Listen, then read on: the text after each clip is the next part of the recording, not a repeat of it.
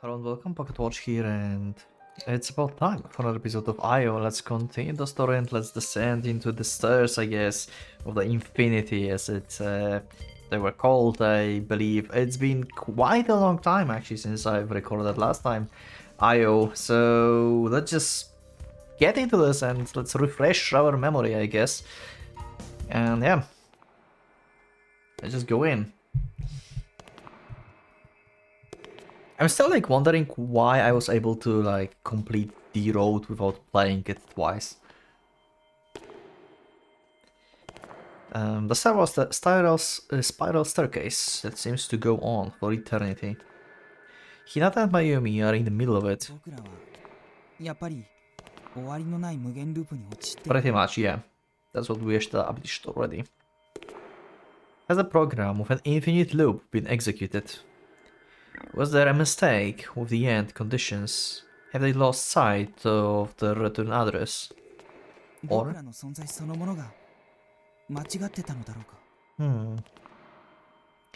Is there any way to break the deadlock here? To reset their existences themselves? 違うよ。ユミたちは間違ってない。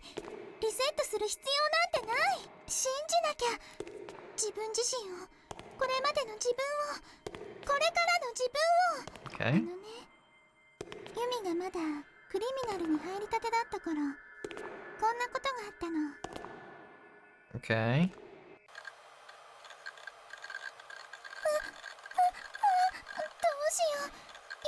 Oh yeah, it's about that program that glitched. Yeah, okay, that was mentioned. We're back to this. リカーシブコールをね。やっぱりリセットです。ね。ところでさ、これ何をやるためのプログラム？ That's how she doesn't want to reset. Ishtar didn't reset the program, I think. Like, she fixed that. それは。地図の最短距離検索？はい。家からこのマンションまでの一番近いルートを探すための。So, you tried to make a GPS. Okay. それはあまり賢いプログラムじゃないな。普通そういうことにリカーシブコールは使わないのよ。そうなんですか。だってさ、それだとスタートからゴールまでの全パターンをチェックして比較してようやく答えが出るのよ。めったやたらとスタックを消費するし、何より時間がかかってしょうがないからね。それに検索範囲の広さに比例して処理時間は増えるわけで。In short, it would be excessively simple, but take an incredible amount of groundwork and consume an extensive amount of time. For example, it would be like trying to find a certain friend through process of elimination by going around talking to everyone in town. Okay, fixed. The processing finishes. Looks like a result has been returned.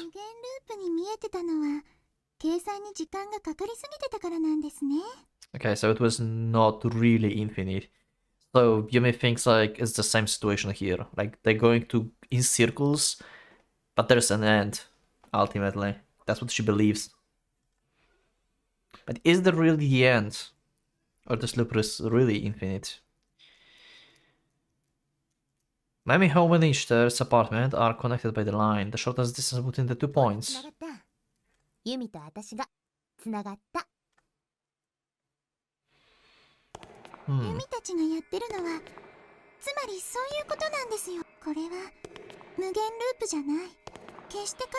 can't be sure, to be honest, in this one actually.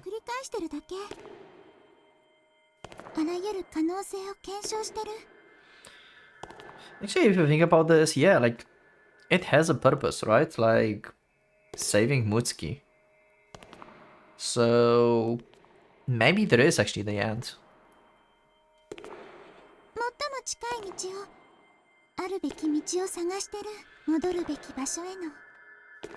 The mutual understanding between everyone.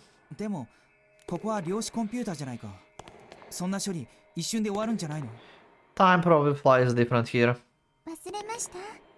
Yeah.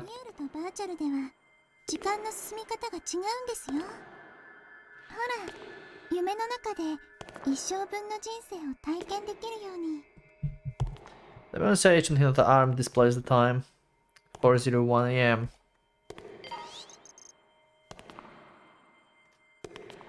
There's no time in this, okay. Even now, no time has passed. Yeah. ここは量子コンピューターの中。ユミたちは幾億もの可能性を同時に一瞬の間に体験してるんですよ。そうか、わかった。終わりは近い。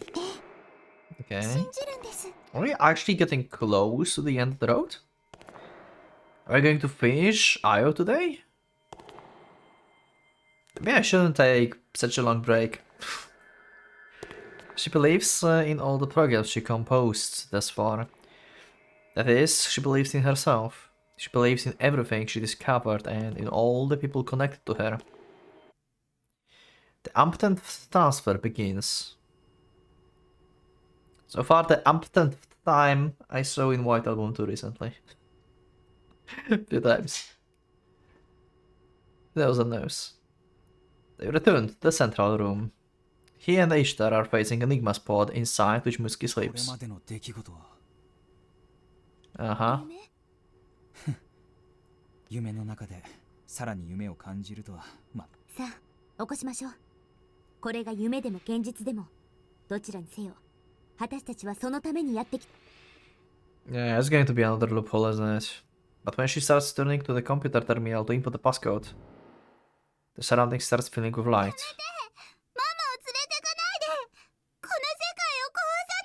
Okay, Marduk intervening again.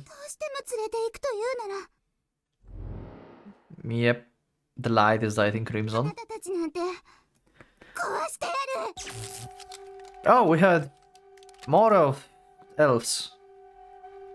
Been a while since we counted them. All of the sudden countless codebreakers appear around them.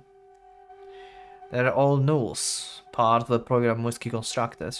6月4日、司の希望もあって私はワームを作った。自動巡回しながらアヌンナキに不利益をもたらす情報を破損させるプロ That's グ what ラム。 they are. Okay, they're warps. Anyway. 我ながら会心の作。司もすごく褒めて頭をなでなでしてくれた。 Okay.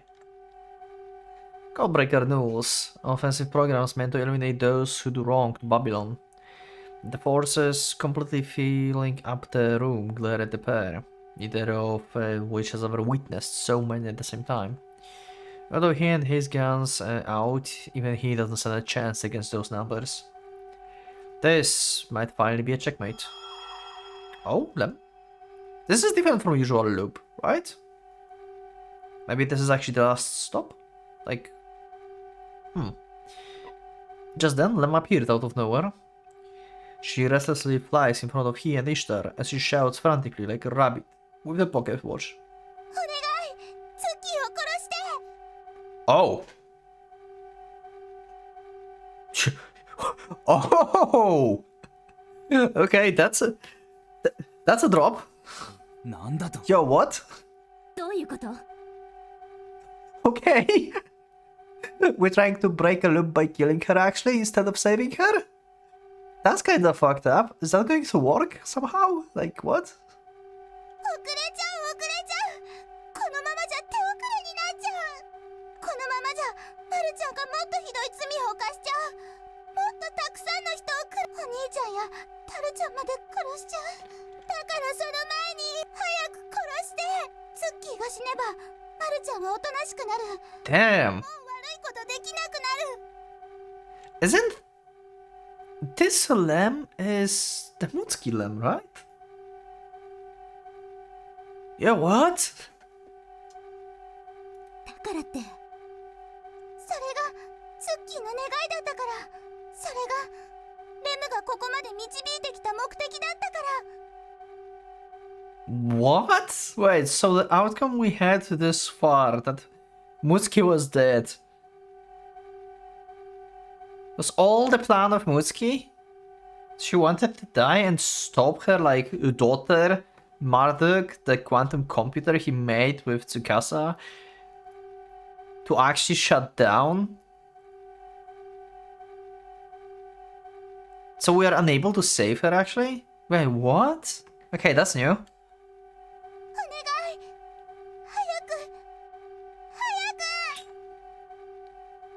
He holds up his guns once more. あなたまさか He turns towards Enigma again. うるさい、黙れ、このクソガキ。 At that instant, Marduk falls silent. The code breakers also suddenly come to halt, as if they were watches whose batteries all went dead.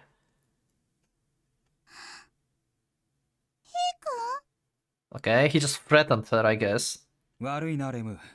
お前やムツキの願いは聞いてあげられそうもない。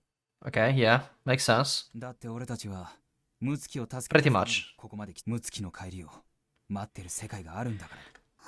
だがな、俺たちもこのまま黙ってやられるつもりもない。俺は約束したんだよ、こいつとな。必ず生きて帰るって。こいつってまたあんたね。のい、イシタル、俺がこいつらを引き止めておく隙にとっととムツキを起こせ。いいな。 Okay. 聞こえなかったのか。起こすのは任せたって言ってんだよ。安心しろ、お前がことをやり遂げるまで。でもこんな人数を。 Probably not. 俺を誰だと思ってるんだ。だったら私もお前の役割はパスコードを素早く入力してムツキを起こすことだけだ。別に自己犠牲を気取ってるわけじゃない。ごくシンプルな役割分担ってやつ。 Yeah, I agree. それにな、お前だから任せられるんだ。信頼してるんだ。頼んだぜ、相棒。相棒。だから俺のことも信頼しろ。必ず守り通してやる。どのぐらいでできる？10のコードを最初から調べながら入力し直しだから10分くらいで。 While searching from scratch again. So this time only Ishtar is going to go through the loop to find the codes because she doesn't remember them anymore. And he is going to stay here and protect their like bodies, basically. So for her it might be like who knows how many years, but for he is it's going to be like few minutes or something, I guess. Okay, about 10 minutes. Okay, 10秒でやれ。 do it in 10 seconds. Oh 無理言わない。仕方ない。 wow. 5分だ。 Okay, 多分俺。わかった、やってみる。おいレム、お前もイシタルを守ってやってくれ。未来で俺を守ってくれたよ。 okay. それじゃあ俺はクソ生意気な命に。 So only Ishtar going into the pod to Enigma now, to the dream. Okay, they actually broke the loop a little bit. Actually divided the roles. Bratty niece. Okay, nice. As an uncle. I never thought about this. Like, he and Hinata are, like, technically an uncle for Marduk. I never thought about that. あなただけは私の味方だと思ってたのに、あの時助けてくれたから信じてたのに。ったくよく言うよ。今さっきも殺そうとしてたくせに。 Yeah. うるさい、うるさい、うるさい、うるさい。もうみんな大嫌いだ。まずはお前だ。 The Counter Skullbreakers simultaneously draw their guns. They're aiming for Ishtar. あれだけ挑発したのにいきなりそっちかよ。 Yeah. He sticks his left arm out towards Ishtar and let out a fierce war cry. I mean, it makes sense that they're going to aim at Ishtar first. Like, she's the one that's like is going to try and wake up Mutsuki, so yeah, like first priority target for Marduk.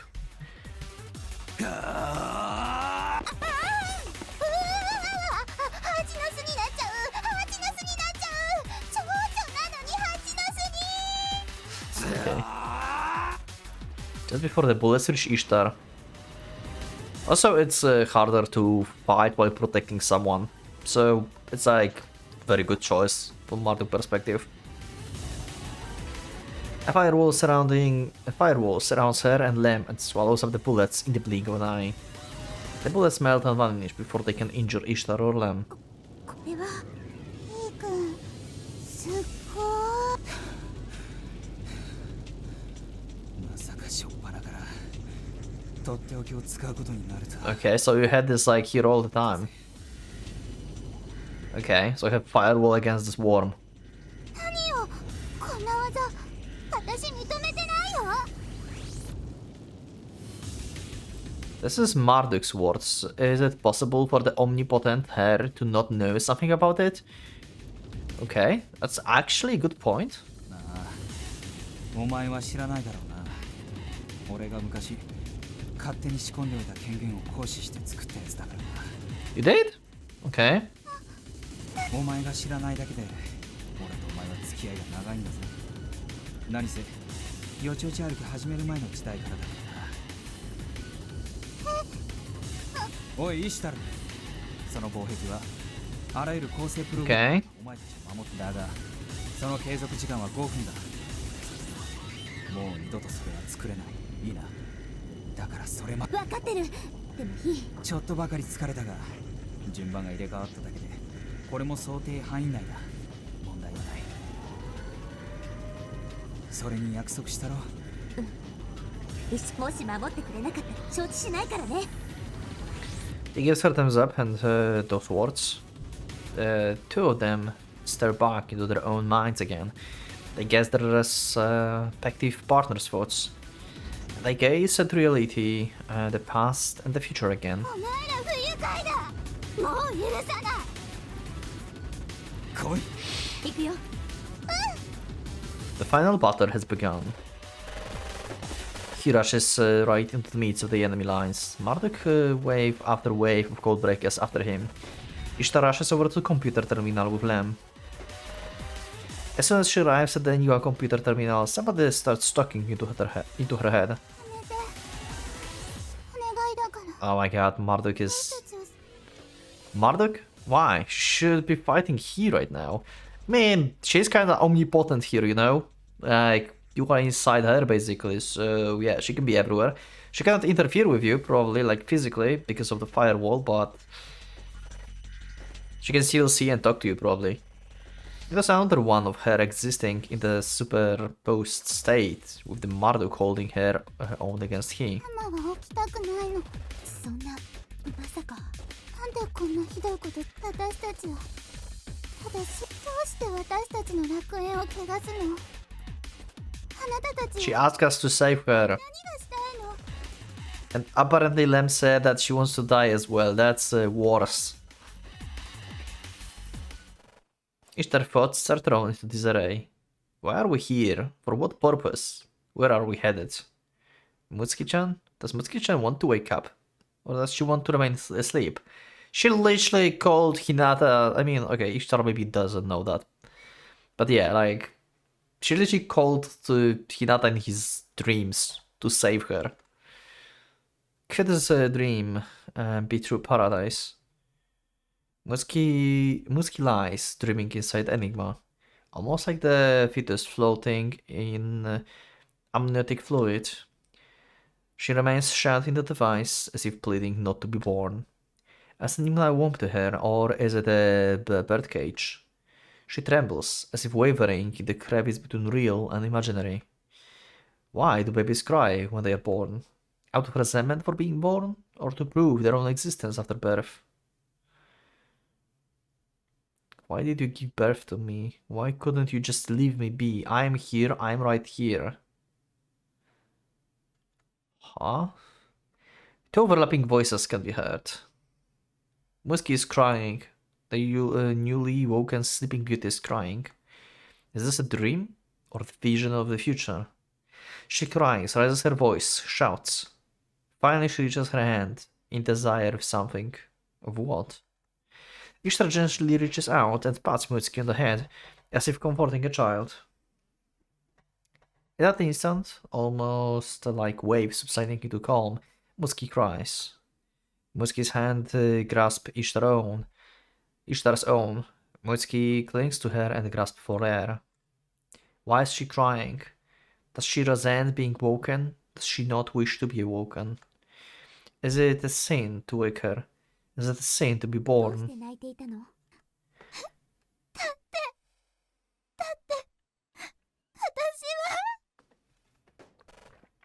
A sudden realization.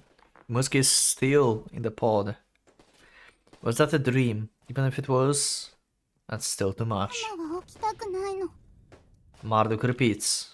She starts quickly begin typing the fifth passcode, as if to shake off her voice. She ponders as she thinks. Mutsuki. Oh, we have actually a choice on this? I believe Mutsuki wants to wake up. I believe she wants to wake up. Lem said that Mutsuki wants to die to stop Marduk. But I would believe what Mutsuki said to Hinata in his dreams. That she wants to be saved. So, on the other hand, she never like was... Now when I think about this, she went here because she's the IC. And like, a very strong IC per se. Like, she was like totally detached from the reality, so maybe she doesn't want to actually wake up.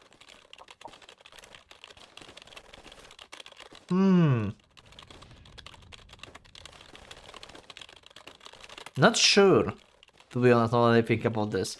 Actually, maybe now when like Hinata realizes like her dream and everything, she's going to find her place in real life as well. You know what? I will believe in what we believed so far, and I think that Mutsuki wants to wake up, even though my second thought is that she never was good with reality. Like, she was like extremely like had like extreme like high affinity as the IC. Basically, she just wanted to be detached totally, but maybe it changed. So I will just say that she wants to wake up, with the possibility it might be wrong, but I will believe what she said to Hinata, and that she wants to be saved. That's right, she wants to wake up. That's why Hinata was sent that message. Exactly. Almost hesitated there for a second. I believe in us. Yeah. Bullets come continuously flying out of the muzzles of the guns in his hands. The compressed attack program starts gunning down their soulless targets with unparalleled accuracy. Some of the code breakers that are hit tumble down from the knees, while others fall down as if they've been sent flying. And just like that, they start crumbling away like dust. They start returning to being enumerations of meaningless data. The code breakers don't know the meaning of limit. They run over the corpses of their comrades and come swooping in like surging waves, not a single trace of fear in their faces. That's why he continues shutting them down without the slightest hint of emotion. By the time they hit, his search for his next enemy has already begun. You know what, like, this reminds me of, like, these, like, animations that, like, have, like, these, like, aim at the enemies and stuff like this. It reminds me of, like, the very old games that was, like, I guess, like, they were a thing for a while. I don't know how you call them in English, really. Like, the rail shooters, I think. Like, you had like this like first person shooter, but it's like moving on the like path basically, and like enemies are around and you just like shot them and then choose like left or right where you go next time. I remember I was playing something called Virtua Cop, and that was awesome. You can check like probably videos from the game on YouTube or something. It's a very old game. Like, it was always the same. Each time you played, it was the same, basically. You could just take different paths. That was fun. Old times. I don't know how long they were, I think. There's like rail shooters, but yeah, they were a thing. Let me know in the comments if you played one of these. The code breakers can't match up to his reaction speed and accuracy. They have overwhelming advantage in numbers, but when it comes to individual strength, he is clearly superior.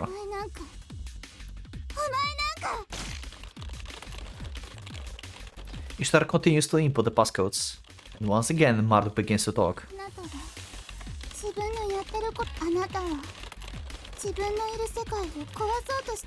Pretty much, yeah. Yeah, we know. Like, if she wakes up, Babylon going to collapse. Pretty much. What was that? Don't tell me we are not shadows. Are we?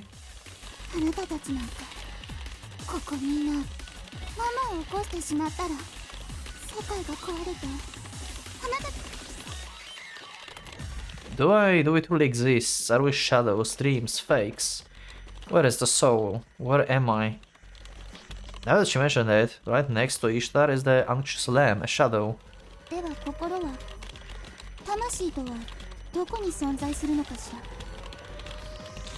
She remembers what Lamb said back then. Ishtar shakes off her evil thoughts and smiles. No, is there any reason to hesitate here? We are...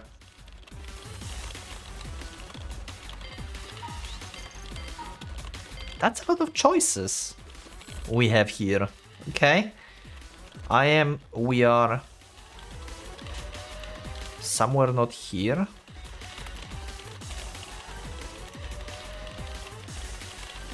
I mean, like, as they are, as the shadows, like, they have their own consciousness here. So I would say not like we are like extension of something. Like, they have enough of like self-awareness and self-personality. They know that they are basically like used as something like that's higher, but it doesn't change the fact that we are here. So we are here. Ishtar embraces Lem and gently holds her close. Her warmth, her breath, her pulse, all signs of her existence can be felt immediately. This is no fake, this is no illusion, and I know that more than anyone else. Lemchan is here, and this, so is Mutsuki-chan, so I am, so am I.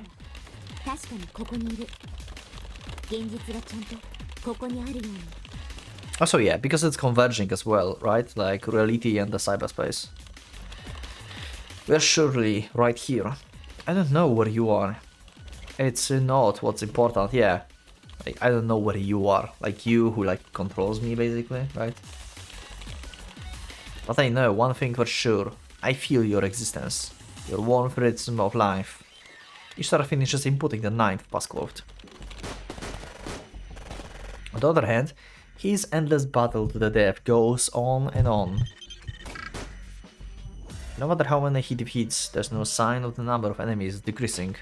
Where is he, like, keeping all the magazines? The more he defeats, the more reinforcements come descending into the room. Unlike him, they got infinite resources. Oh, I was asking about ammo, okay. They have guns, take theirs. Out of ammo again. He knocks down a nearby codebreaker with his gun barrel, then rushes behind the shadow of the mainframe to hide himself. Codebreaker bullets pass over his head a second too late. He quickly abandons his own now empty cartridges and reloads his guns with the brand new ones. Okay, so you have still magazines.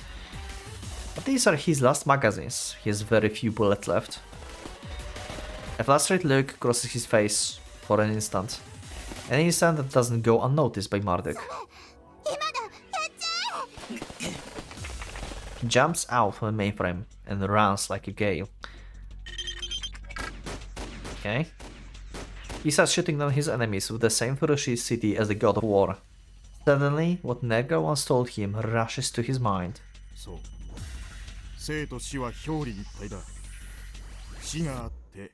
Oh, that thing, okay. 死を司るということは死を生と切り離してごく純粋な概念として支配するということだ。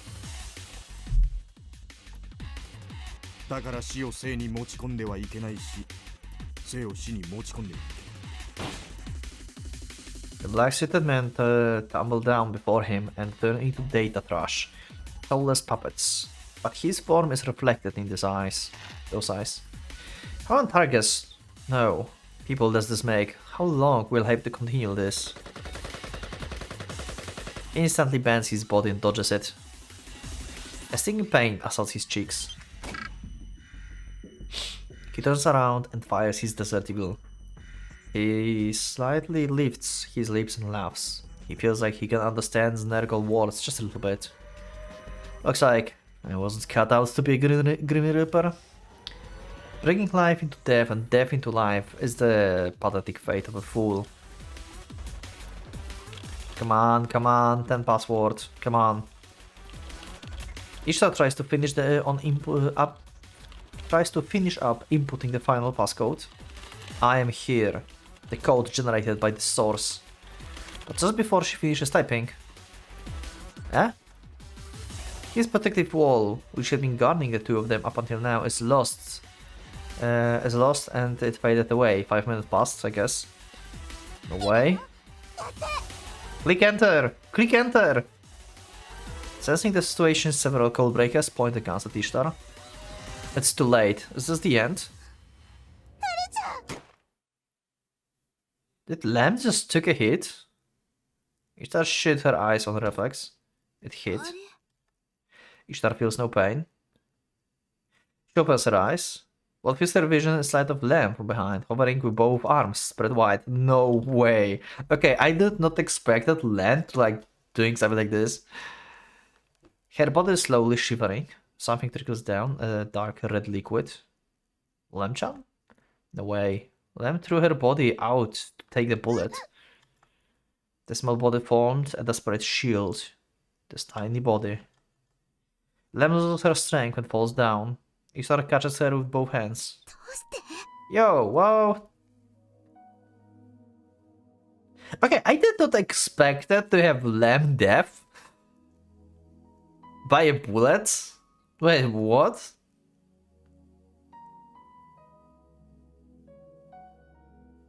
Also, click enter already. These bullets are small. Like, this is all it did?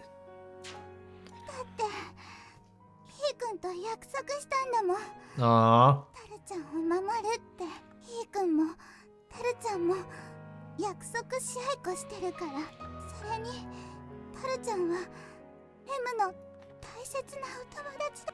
なんで邪魔するの？今まで可愛がってあげていたのになんでみんな裏切るの？ Oh my god. どうして？ The codebreaker that shot Lamb falls to his knee in dejection and remains silent. 痛かった。でもタルちゃんに助かってお願い月を起こしてあげて。 You were the one saying last time that she wants to die. 何会いたがってる？ Get your mind. お兄ちゃん Choose. 会いたがってる。殺してなんて言ってたけど、 Yeah.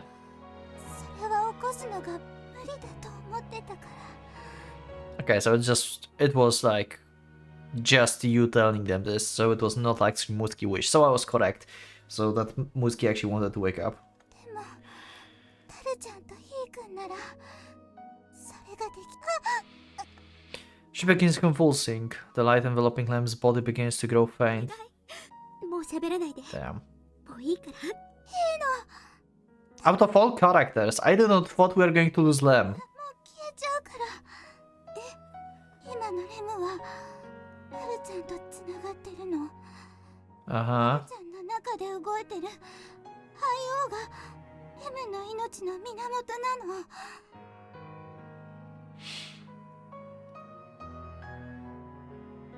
Yeah, makes sense. Like, part of the Babylon and stuff, so yeah, all the data that is like within the Babylon is going to disappear when we disconnect Muski from Marduk. 肺王はエニグマが起こる Yeah. 止まっちゃう。かるよ。 Also, you know what it reminds me of? Now when I think about this, because this is basically a choice between like living in like virtual virtual world here, like not waking up Mutsuki, basically agree with Marduk and stuff like this, right? Like it's like could be like one possibility, right? Why not? And the other possibility is to like destroy everything and go back to normal life, right? It really reminds me of Expedition 33 for whatever reasons. Not going into the details, but kinda reminds me of. In other words, if Mutsuki is awoken, Enigma stops, and so does Io. そうなったらレムは今のレムじゃなくなる。全部忘れちゃうから。 Yeah. レムの中にある思い出。 Lamplight threatens to go out at the moments now. She's a shadow, so even if she dies, she'll revive given enough time. But when she revives, the IO system will already be lost. She'll be a different person. あのね、レムは死ぬんじゃない。 Ah, 消えるんじゃないよ。このバビロンからみんなの心の中へ。だから悲しま、そして I'll remember you. レムのことを忘れないで。思い出さなくていいから。 Okay, if you won't remember, just don't forget. Ah. Oh, that's the line.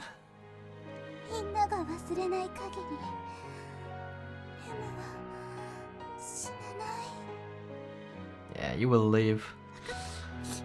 分かったよ。 Ah, in our hearts. 絶対に。これ Oh, I have the... Oh, the four-leaf clover. That's connecting to Hinata. これはクローバーの花言葉。 I forgot. In the language of flowers, it means promise. Oh, okay. Lem smiles sweetly. 今度また会った時。 Next time. Ishida trembles in sadness. But a second later, Lembody becomes enveloped in light. Not as an annihilation effect. Could it be a personality overload? When the light settles, Lem wounds are completely healed. But something about the light in her eyes is different than before. Oh, it's... Is this Lem not a Null, but an Una? 彼女は失われました。 Ooh. でも悲しんでいる時間はありません。 So the Null, the shadow, passed away, but the character is still there. It can be possessed by basically Ishtara's sister, whose name I kinda forgot at this point. Can someone remind me? Ishtar and Eresh. Okay, I got it. もう間もなく月食が終わりを告げてしまいます。 A worried glance at the time. Time is 4:02 a.m. Wow, 1 minute. Pass. The frozen time begins to move. Ah. God damn it. He hears gunfire from behind. He twists his body and dodges in the nick of time. Only to find reinforcements standing in his way right in front of him. His means of dealing with them are limited. He raises the government in his right hand and overhead and splits his opponent's chin. The next one right beside him. Because he's fatigued, his reaction comes a second too late. His left hand is grazed by the 9mm bullet. The gun's grip gets slippery due to the sliminess of the blood, and so the desert eagle slips out of his left hand. A second later, codebreakers rush up to him and seize his left and right sides. Are they trying to pin him down? He quickly takes out his stun knuckles from his pocket and knocks the assassin on his left off his feet with a backhand blow. The man is blown away as sparks scatter from the due to the destructive force of his cyber arm and the custom-made stun knuckles. If he were a flesh and blood human, that would have been enough damage to cause instant death. Without time to take breather, he swings the government to the right and hit his target. But misses. Oh, that's the first time. Is the enemy's reaction speed slowly increasing? Are they maturing? Oh no, AI is learning. In front. By the time he notices, it's too late. He is hit in the face with the extendable button. The extreme pain pierces his nose, the taste of iron spreading his mouth. Okay, that's the first time when he got... Okay, not the first time, but the only one who was able to like actually wound him was Enlil. He reflexively unleashes a roundhouse kick, sending several codebreakers that get gathered together flying. Behind, the lead bullet gouges out the flesh of his left leg. They're fast, so they really are slowly getting more powerful. He kicks off the floor, closes the distance all at once and loses a strong hook through his stun knuckles. It's no use, no matter how you look at it. He's at disadvantage. The result is clear. Yeah, Marduk is losing it. Like, she lost it a long time ago, but...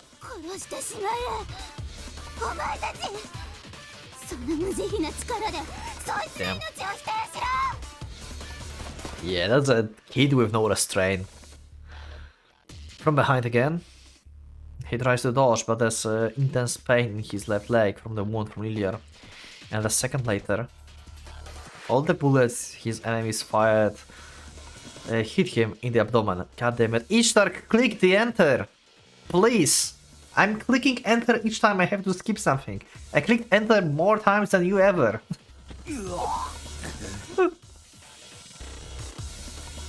He collapses from the extreme pain and ripples about.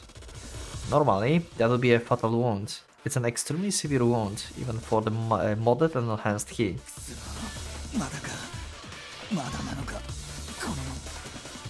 Alarm go off in his mind. At this rate, enemies came swooping down on him from all directions and hold him down in the blink of an eye. Yeah. Not looking good.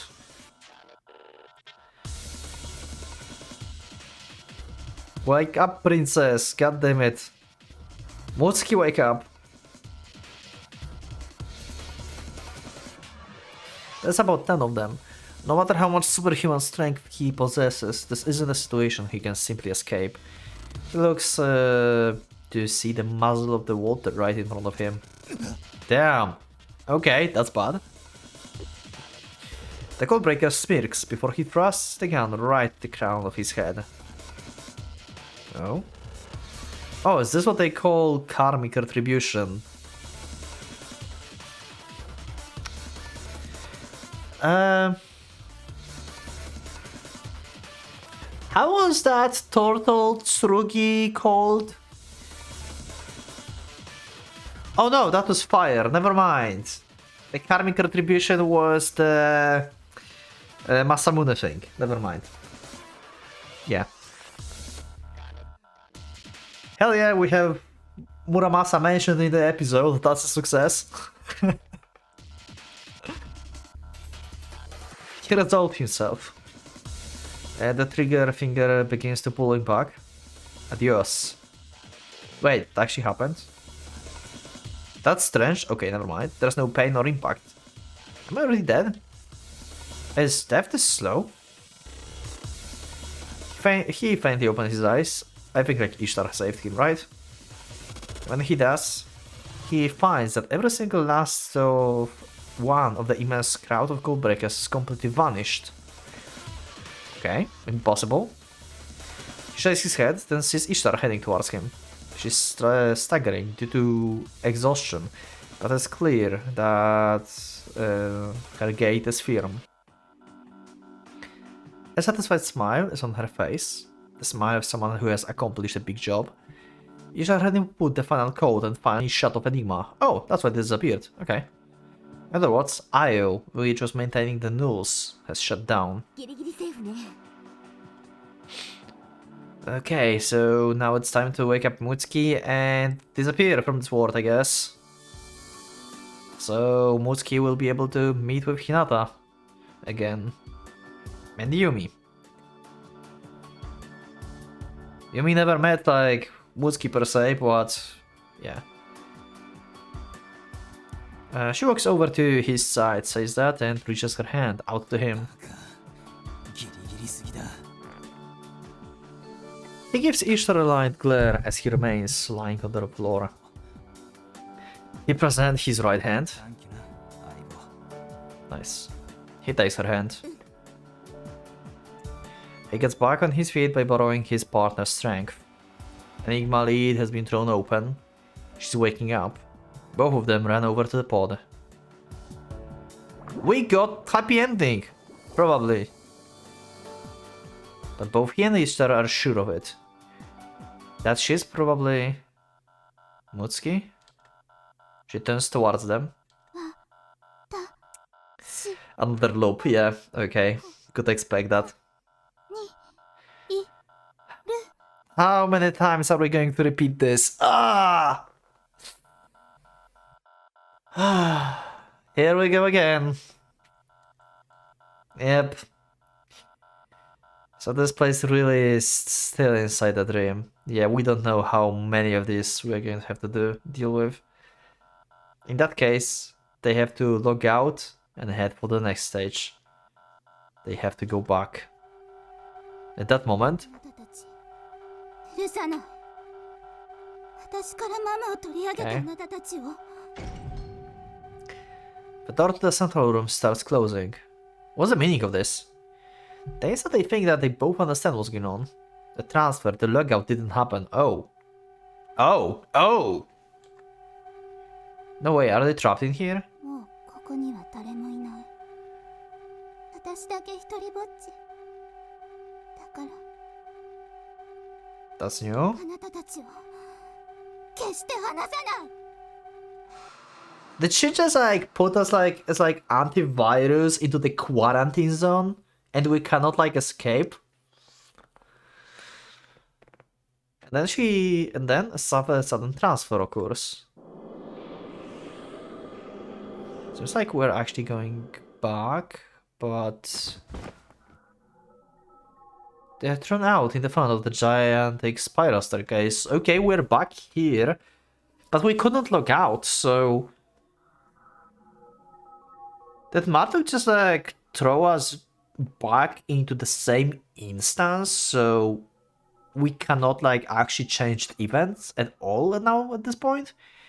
Like we're locked in this one instance without ability to log out? What's happening? That's a problem. They're thrown out, yeah. An overwhelmingly long spiraling vortex. A sight almost like a symbol of Marduk's tenacity.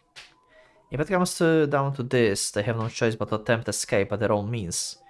Patching programs and breaking out, even if it necessitates force. Can you though fight with the quantum computer on the hacking level? But where is the exit they should aim for? What is the true address? At the edge of their sides are stairs spiraling down forever, as well as the stairs spiraling up. Where is the world to which they must return? シタル、リカーシブコールを使ってそれで戻るべき世界を検索するの。Oh, okay, so the thing that was like infinitely looped that Yumi did before. どうしてそんな時間のかかることを It will lead to an answer eventually. Basically. 大丈夫。ここは量子コンピューター。その処理能力を変えれば、処理は一瞬で終わるわ。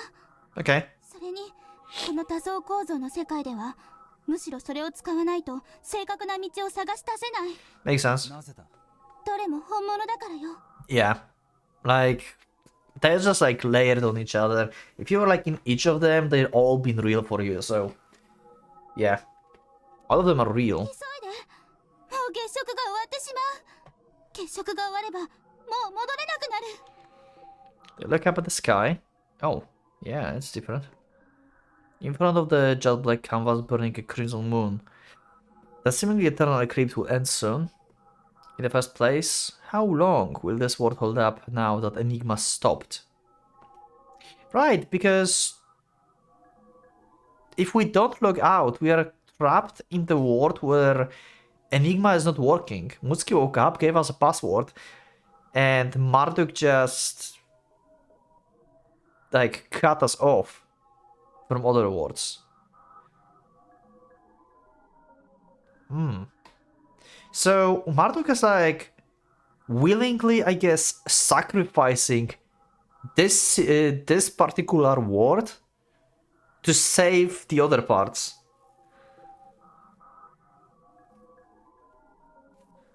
Huh. No, wait. What stopped was the enigma of this dream, so this world itself should be fine. What's disappearing are the dreams world deeper in. Damn it, this is so confusing. Enigma of this dream.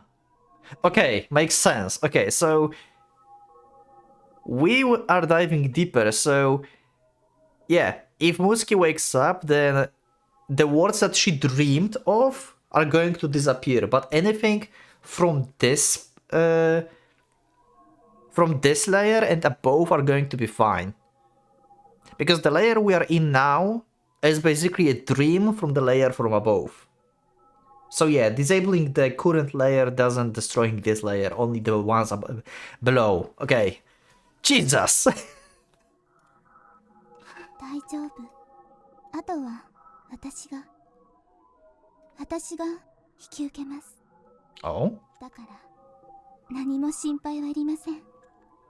You kinda sound different. What does she mean? Yeah, that was weird. あなたたちは真を。 Lamb stares firmly at he. おやすみなさい。しばしの別れです。 Where are you going? There's such a sad look in her eyes. Why? He tries to ask. But in the end, the question could not escape his lips. 早く私を信じて。 And now she changed again. 分かった。私に正しき道を指し示したまえ。 Dope. Okay. The light released from each hand simultaneously fly towards the spiral staircase upper stratum and the lower stratum. Okay. Let's do the quantum computer magic. The lights luminously gradually amplifies as they push their way in a search of an exit. Lights call other lights, lights search other lights. It's almost like a person staring at themselves. They go down, down, up, up, pursuing their target, whatever it may be. The two lights moving in each direction, each separate into two more, forming four lights flying through space. A white cloud coats all things in sight. The environment loses its color and its sound, each and every sense. Their own location gradually grows ambiguous. I'm inside the silent white space. The two of them gaze upon the wondrous sight like daydreamers. Where am I? おはよ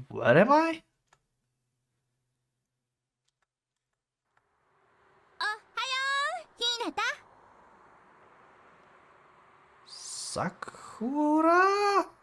Sakuya? Sorry? Or someone else? 今日も遅刻しないで来てるな、カ感心感心。 You made it here on time today. Who is this? 朝の挨拶はどうしたの？ちゃんと起きてる？ご飯食べた？ What am I saying? Who's talking to me? That's Sakuya, right? No, this is... いってってって。 Yeah, it's Hinata saying, not you. Actually, you as well, but you are in consciousness of Hinata. Oh my god, this series is so confusing. 起きてる起きてる。食べた食べた。頼むから耳引っ張るなよ。 This is my own. 僕は咲夜の息子じゃないし、咲夜は僕の母さんじゃない。は？当たり前じゃない、そんなの。 I'm picking at a dream within a dream again. Okay. So you're looking into, like, basically your own backstory. It's still kind of weird that he, like, we know, like, he is, like, technically separate thing, but at the same time he's the same as Hinata, so... Technically he's looking at his own past. I'm accessing a fake world. A replay of the past. I follow one step behind this exact recreation of my own actions. Yeah. Like one silhouette at the dusk that always follows behind them while copying their own moves. Why do we need to keep seeing our own pasts like this over and over again? Are we still diving deeper and deeper? Deeper and deeper and deeper into the dream, searching for Mutsuki? So 1 second. Actually, a bit more. Or are we climbing higher and higher and higher up into the daydream, trying to find the exit? Okay. What now comes into sight is Hinata, who's absent-mindedly sitting in the sofa in the Aoi's family living room while holding his father's letter. Oh. Are we getting now perspective of the eye?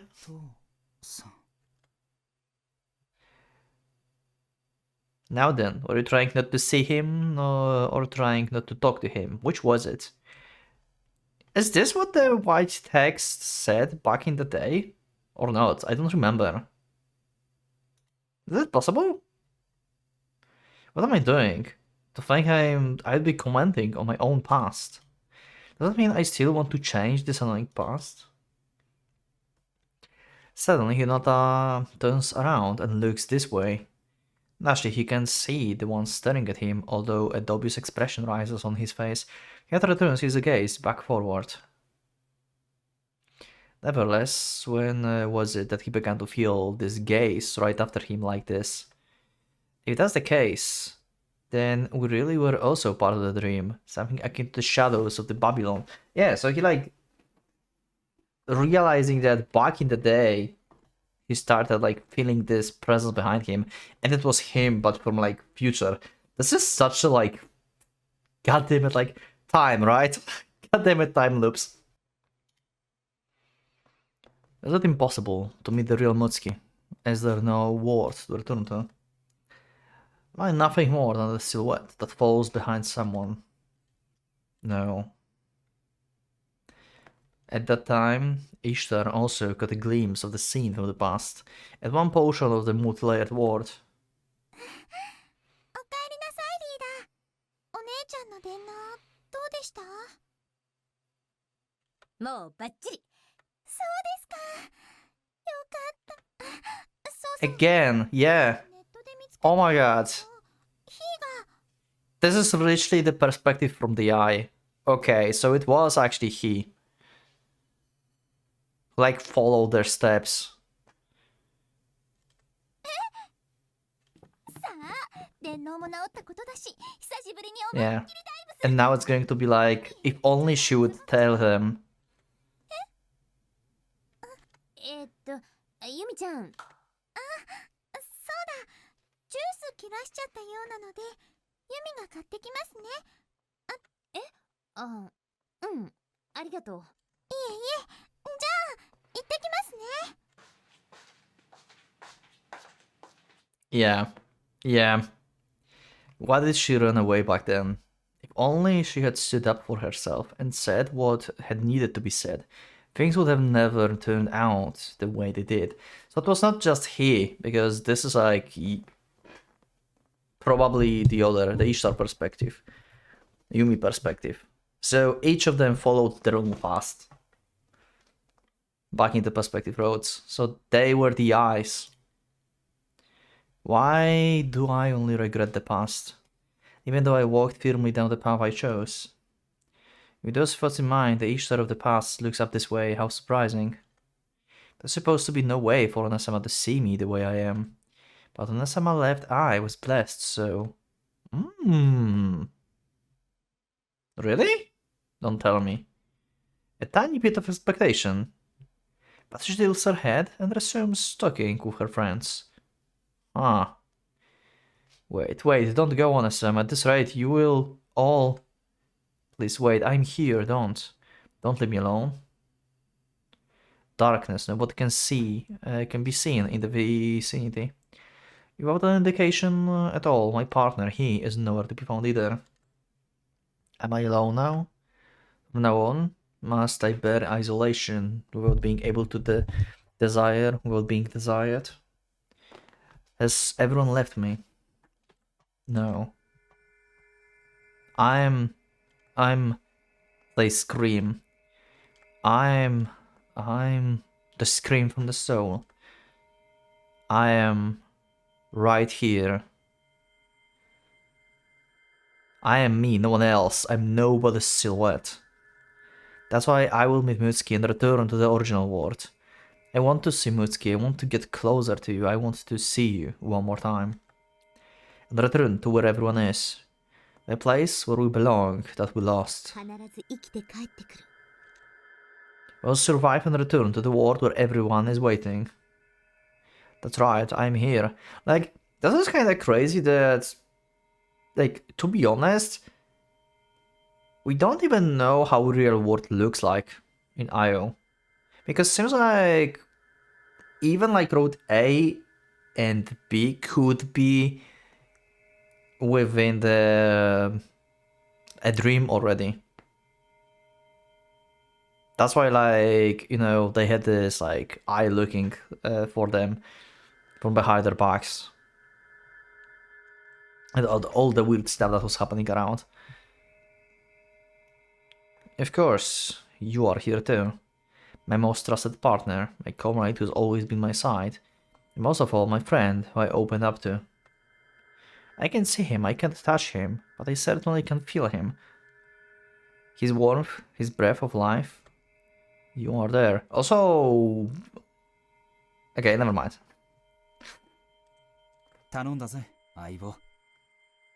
He trusts me, so I trust in him too. I believe to the very end and accomplish what it is I must. Okay. All the flashbacks. The infinite words crossed each other one after the other. They're fragments. Through the eternal cycle, he and Ishtar will strongly, deeply seek each other. Where? Where? Where? Where are you? As if driven by the red moon, driven insane, driven to pain, driven to grandeur, the search goes and on and on. Oh? Back to Mutsuki. Wait, what? What is happening? Why we have movie? Wait, what's happening? Back to everyone. Back to myself. Wait, what? Back to yourself. Back alive. Last time they suddenly downloads into his biocomputer. Wait, what's happening? Was he cracked? No, that's not it. This is the world streams intervening with the net, something triggered online biocomputer to gather data. The something being... Where are you? Save us. Voices seeking him. An SOS from the world engulfed in the chaos of codes terrorism. Voices of those who needed him, those who hope in him, believe him unconditionally. Several voices echo endlessly through space like ripples in water. Those burning emotions, those distress signals called out to he, they guide he. Wait, what? The words to which they must return, guided by those. This is like the beginning of he. What is all mine? He sends all his voice through the net.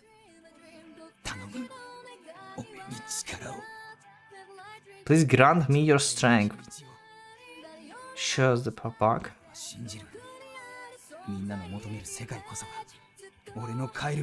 All wish. He? Indeed. I am here. Wait, was that message not from Muski but from him? He who once was the Messiah, who saved seeks salvation for himself. We are over here. You can do it, he were counting on you. We need you now. Call out the great number possible. Is this ending? What is happening? As he concentrates on the various voices, he recalls the words she had conveyed through Anu's form.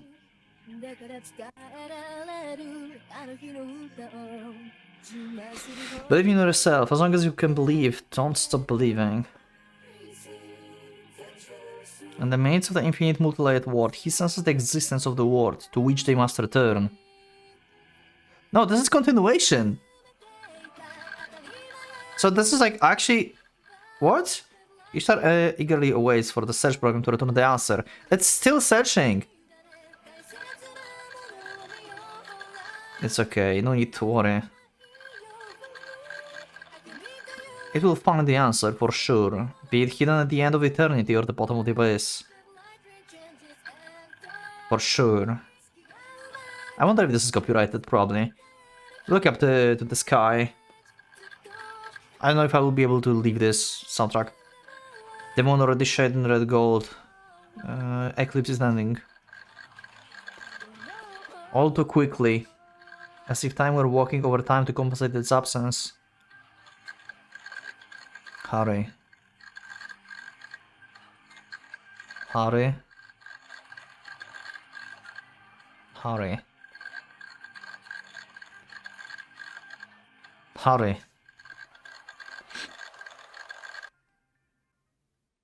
Okay, I did not expect that, like... Okay, I did not expect that a movie with, I assume, ending song suddenly appear? Like, all the messages that, like, he was, like, getting, like, SOS, was, like, the beginning of he, basically. Like, everyone searched for his help. Is he, like, trying to get to his origins now, basically? What just happened? Anyway, Ishtar found a way, it seems. Okay. The what we finally found. The world we must return to. Oh!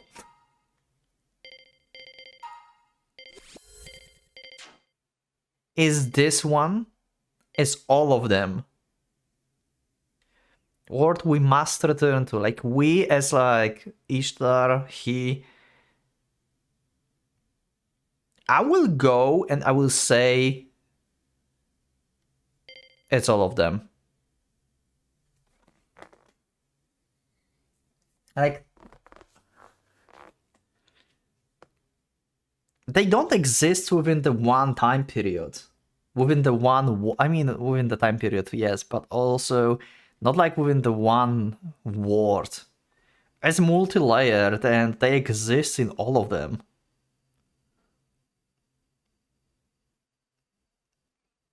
So we do our Kagebunshin and split. I will say it's all of them. I am... Did I save that? Oh my god, please let me save that. I did. I am right here. Lamb voice resounded with the majestic air. どれも本物だからよ。 Indeed. They were all real, and at the same time fake. This is not a question of which are real and which are fake. Each of these infinite answers is but a fragment of the real image, not the imaginary image. This is what I think. I am nothing more than what the infinite me's saw of me myself. Like the mirror image reflected by the opposing mirrors, yeah. That's me, myself, reflecting in the mirror. I'm in all places, at the same time, you are too. I'm part of you, and you are part of me. All things are true, and all things are untrue. タルちゃんが見てる赤は、よその人には赤という名の青かもしれないのにね。 Yeah, we had that mentioned. Those were the words of another fairy that is now gone, weren't they? That's why all of them are real, ages in necessary beloved existence. That was when I discovered the reality within me. The reality I always search for was within me. Is this contradictory? Perhaps, but that's fine, just the way it is. I accept that word of contradictions, the word I became superposed. Now I feel as if I can love even death unconditionally. My shadow, under me, now all me's including me. Thank you for being there, and stay from now on. We stand hand in hand as we head to the world to which we must return. But someone grabs us by the shoulder to prevent us from doing so. Despite having no visible form, that someone is there, with a will overwhelming enough to end all discussions of the existence or non-existence. もうここには誰もいない。私だけ一人ぼっち。 Yeah, because we disconnected Mutsuki in this world. あなたたちを決して離さない。 This is truly astounding tenacity. She has no intention of letting us go, no matter what. And then, something comes heralded by the divine light. We felt its arrival. Okay. Koharu novel. You couldn't like really connect this to anything? I just thought about this right now. She volunteered to go there. Anyway. Something comes, heralded by the divine light. We feel its arrival. An air of absolute intimidation, a majestic presence.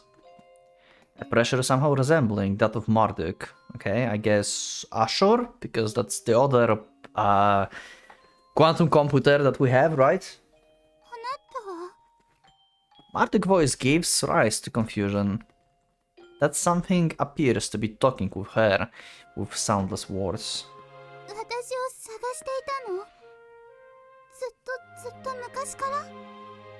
Okay. 遠くの未来から私も探してた。 Did you? 私もあなたを探してた。 Are we going some kind of like weird plot twist again? Before I realized it, both Marduk and that mystery being had disappeared into nowhere. Wait, what? Let's go back. Someone says this. Let's go back to where everyone is. And to where you are. I quietly nod. Okay, back to the womb thing. The word keeps kicking inside its womb. It's quite literally a newly conceived creature, silently counting down the passage of time until its birth into its life. The fetus takes in and absorbs everything it can get from the womb and forces itself to evolve into its next shape. And then it has a dream. A long, long dream with no sign of ending, no sign of awakening. But what kind of dream does a fetus see? Perhaps it yearns for the future it has yet to see. Or perhaps it clings to the past it will soon lose. It slowly tries to open its eyes. How long has this been going? What reason is there to be here? Just where did this consciousness come from? Near distance of this dim, wavering field of vision, a staircase that depicts an infinite spiral can be seen, yeah. Also, it seems like we're very close to the end of the E-Road in general. I did not expect this to end that fast, to be honest.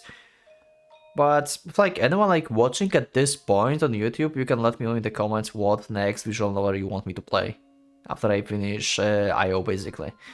I'm not going to make a vote boost probably for IO replacement. I will just pick whatever I would feel like is like more interesting. But yeah, just so you know, like I think like we are close to like choosing the next series. At its terminus, as the moon died a deep crimson. Oh, so that's it. We all are thus born into the new world. Wait, we're like actually... Wait, what?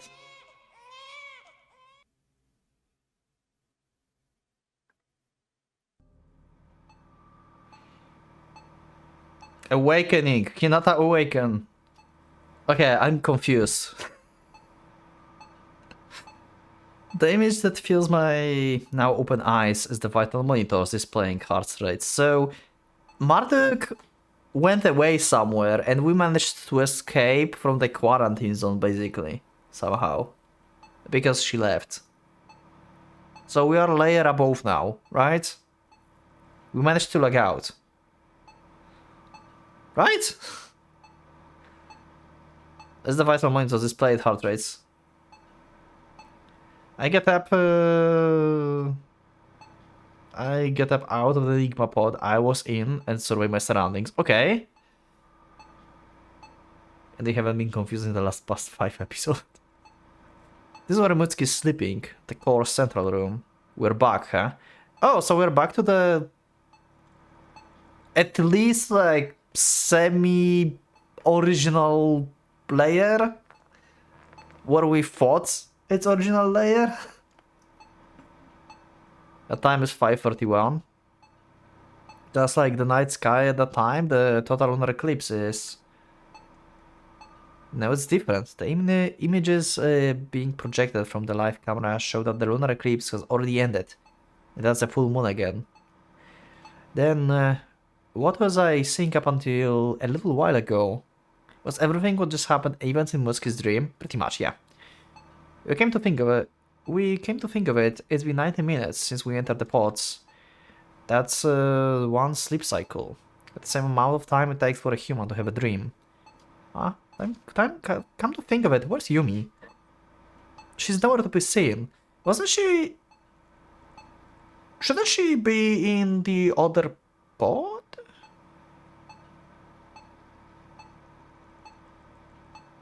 Oh wait, no, it might be its layer above. Oh my god, it's a layer above them meeting with Yumi. Like, Yumi is not here because she was in the dream, in the other one.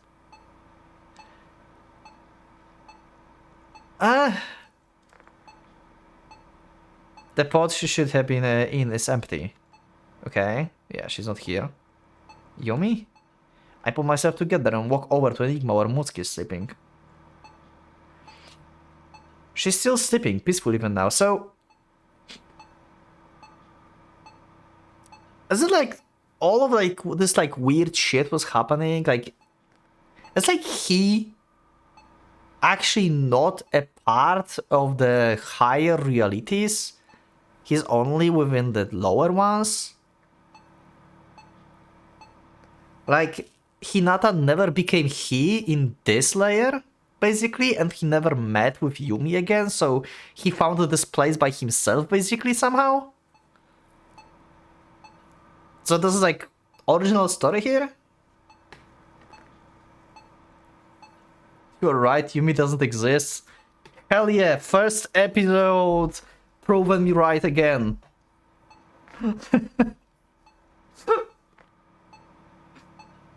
I discovered the ending of the game in the first episode. I did it. Once more. But I never realized that.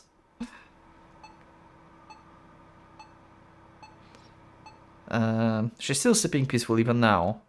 When I look at the terminal connected to the Enigma, I see that the 10 passwords have already been input, and all that's left to do is to press enter key. Yeah, I was screaming, click the goddamn enter key the entire time when you were in the dream. There's no doubt that it was Yumi who did all that. Okay, maybe she actually exists. Thank you, I express the gratitude in my heart that I feel for her and press the key. Why she's not here though? Where did she go? A low-pitched sound bellows and the pod opens. In the end, exactly how many times did you repeat the same thing? There's not even any definite guarantee that this is actually reality. Exactly. Let's see what she's going to say. If she's going to say the password again, we know this is under loop. No, it doesn't matter how many times we repeat them. It doesn't matter if this is a reality or not. I decided, didn't I? That our reality is certainly right here. And so I say the words that I've repeated, possibly several times, hundreds of times, thousands of times, millions of times, possibly billions of times once again.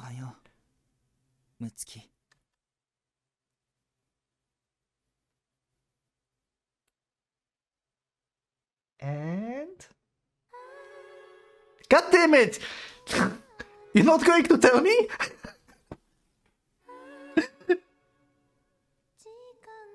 Wait, did she say cliffhanger me at the end of the game?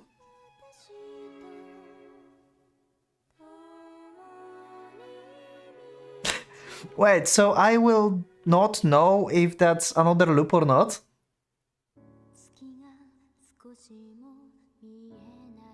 But it seems like we actually finished IO. Holy shit. Wow. Okay, that was an experience. Kinda uneven experience. Like, there were like fire episodes and episodes that were like boring.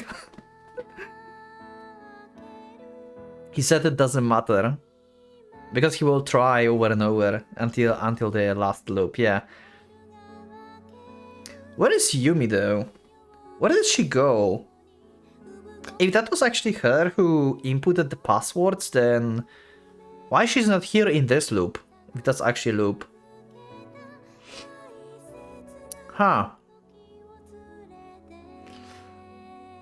Okay, let me know in the comments, I guess. What do you think? Yeah, do you think like Hinata managed to get out, basically?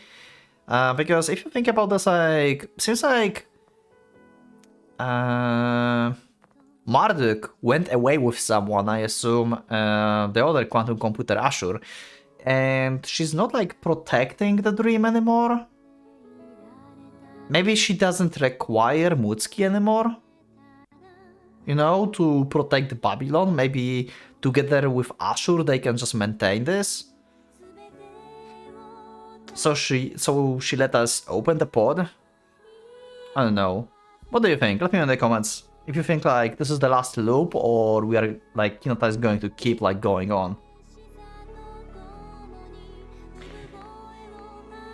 But it's still weird that this is like such a weird place to end. I mean, it makes sense because it gives us like unknown, but at the same time, I'm curious about Yumi. Like, someone must have like put actually these codes there. And she like, what if that was not even like, what if someone else put these codes and not Yumi? Yeah, like Yumi was never, like never met actually Hinata in that part where he is now. And someone else just walked in to this room, basically, and put password. Like some like third party. Maybe someone who we know, but who could that be? Huh.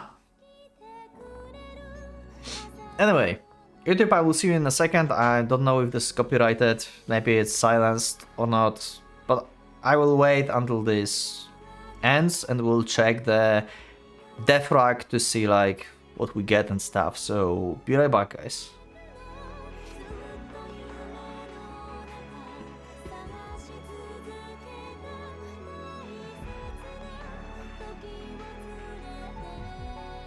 We went for a smoke outside.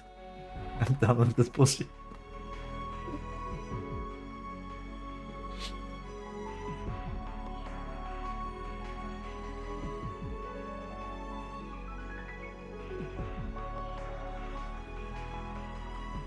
Also, now I think about this, I heard like people had like when I first like a few years ago heard about IO, I heard like people had a problem like with completing this game. Like it was like apparently supposed to be like hard to complete or something. Like people couldn't like figure out how to get to the end, and I don't know, like I kind of did it first try. Like I got like intentionally basically bad end a few times, right? Like I was like checking B road for like everything. But like D road I did like for the first like try for whatever reasons. It didn't require me to replay this. I don't know. Why people have problems with this?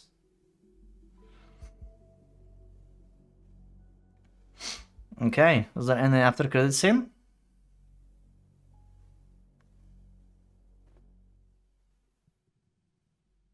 Okay.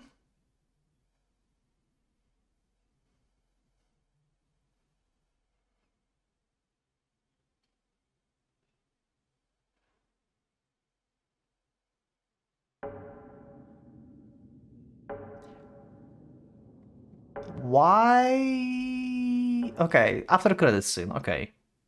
Okay, after credit scene. Like next cluster is after credit scene. Okay. Okay, I see. Okay. So 2033. I forgot what year was last time.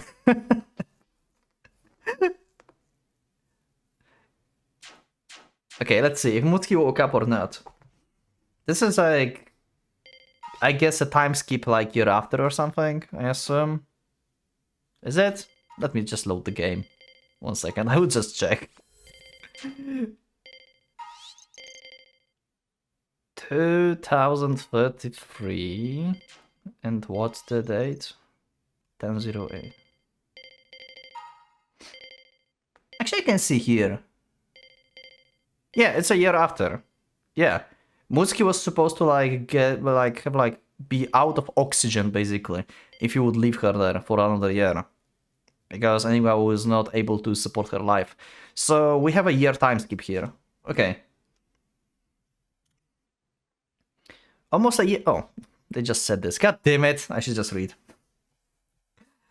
Almost a year had passed since that fated day where everything ended and became the start of everything. This day is... Where are you? What do you mean? Okay. And that day is Where are you? Huh? Under the slightly chilly October autumn sky, I stroll by the riverside while actually keeping my hands in my pockets. So, yeah, so seems like we are in the layer where Hinata never became he. So Hinata actually found Mutsuki by himself. In this layer. Is this actually the last layer or not? Let's see. The sparkling sunlight repeated and coldly reflects off the surface of the river. I slowly pick a pebble off the ground with the right hand and throw its sidearm pitch side towards the river. The pebble slips through an opening in the fence, bounces off the water surface 4 times, and sinks into the water as if it's vanishing. And so I watch the surface of the river, where the pebble sank for a while, but eventually I try to pull my hands in my pockets again and walk off. But before I do, my left hand, covered by the letter glove, suddenly catches my eye. Oh, actually, so you still have the robot arm and stuff. Okay, never mind, so you still became he. Okay. To make sure it's functioning okay, I opened it and closed it tightly. There's no problems with it. Of course it needs maintenance every now and then, but it's proven to be no obstacle to everyday life. My model is too free machine. Aside from that, I am completely me. I can feel his presence inside me. Yeah, okay. Not since half a year ago. Since the third eclipse on the April 15, 2033. Oh, so he had his consciousness in him and lost it later.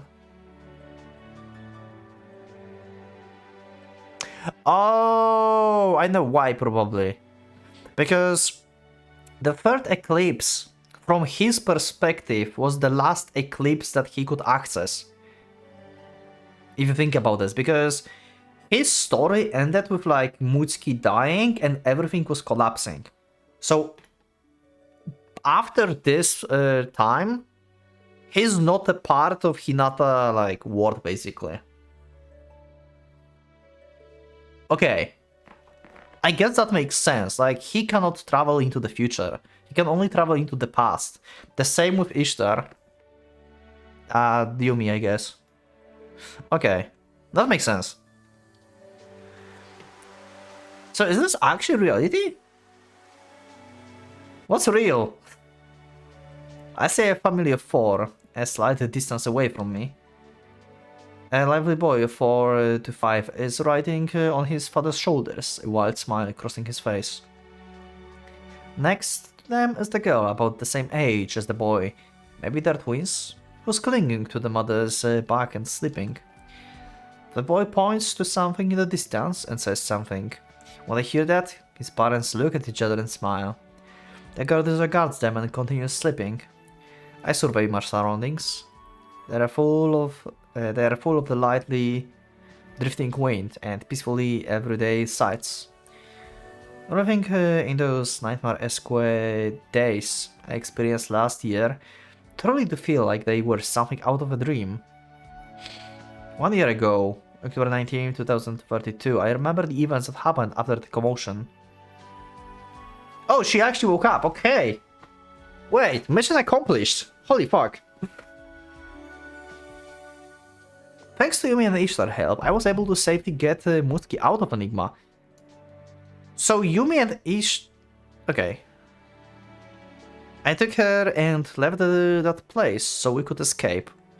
I knew that it would only be a matter of time before Cyberforce and the JSDF, who had both been dispatched to suppress the terrorism, would come crashing in. So this is actually the like continuation from Road A. When like Hinata was supposed to be the terrorist. It was obvious that if we stayed there, we would be taken into custody and assaulted with the interrogations. Above all else, I didn't want Mutsuki, who had been wasting away the whole time, to be bombarded with the inevitable rebooking and curious stares. Oh, she's wearing like, I guess like Hinata gave her the outfit, I guess.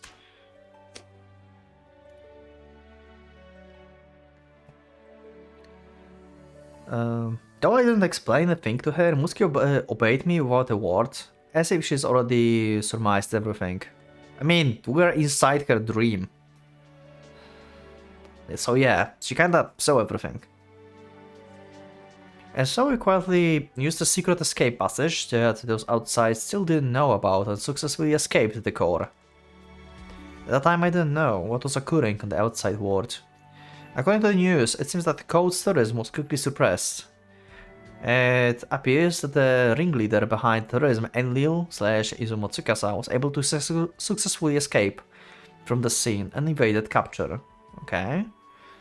Even now, she's been made an internationally wanted criminal by public safety, but her whereabouts still remain unknown. Okay. Planning some kind of revenge, probably. She's like, Hinata, you stole my girl from the pod. Is she alive or is she dead? Perhaps she discovered bonds. Also, where Marduk went? Did she like went with like actually Ashur? Code went into hiding underground afterwards, and though they apparently still acted in accordance to their ideals, it seems that they considered the role over and broke up their organization after a certain incident that occurred half a year ago. Even Exarch ended up completely dissolving due to that certain incident, but that's another story. Okay? Even Exarch is done? Is Babylon even a thing? Or Babylon actually collapsed when we rescued Muski? Like, I know like it should collapse, but I'd assume that Ashur and Marduk would like still keep going with Babylon somehow?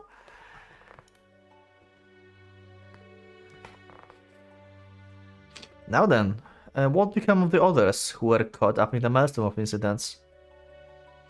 Seems like Yami-sensei was able to sneak away from the chaos, but she told me almost nothing about how she got out of the situation.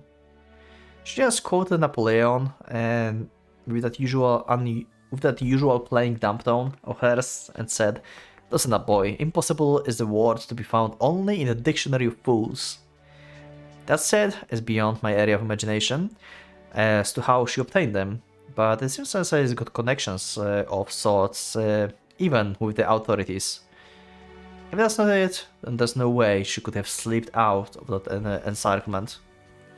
Even though I grilled her about it, she said nothing and simply forced a random direction while puffing out metal smoke. Come to think of it, I noticed that after that, whenever she would raise her hand to smoke, therefore unfamiliar ring on her hand on that hand's ring finger would shine conspicuously in the light. Wait, she got engaged? Wait, what? With who? She had better luck than Setsuna. At least so far.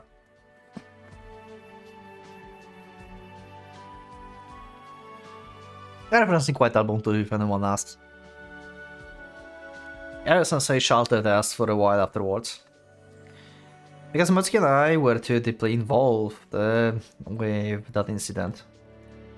Cyber Force found us, they probably never cease questioning us about things we don't want to be asked over and over again. Of course, we're cognizant with the Exarch and Code's movements too. But what we wanted to get away from above all else was the media. There's no doubt that they would try to totally exploit us until they completely forgot about the incident, like a miners trying to exhaust a vein of precious materials until they run dry. It took half a year after the incident until the world regained its calm and we were able to return home.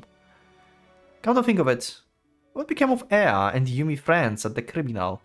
Yeah, I assume like Criminal still died, like they actually died in the reality. Ea probably as well. So if they were trapped into the Babylon, then like the shadows probably are gone because Babylon collapsed.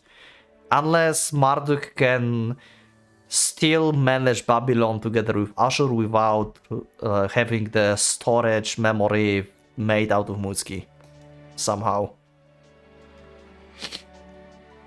Due to Enigma being shut down, IO lost its functions. Yeah. In other words, Shadow Nulls who have no substance can no longer move autonomously. Okay, so that's actually a thing. Okay, yeah. If that's the case, then since Mutsuki was awakened, everything about them was reset in exchange.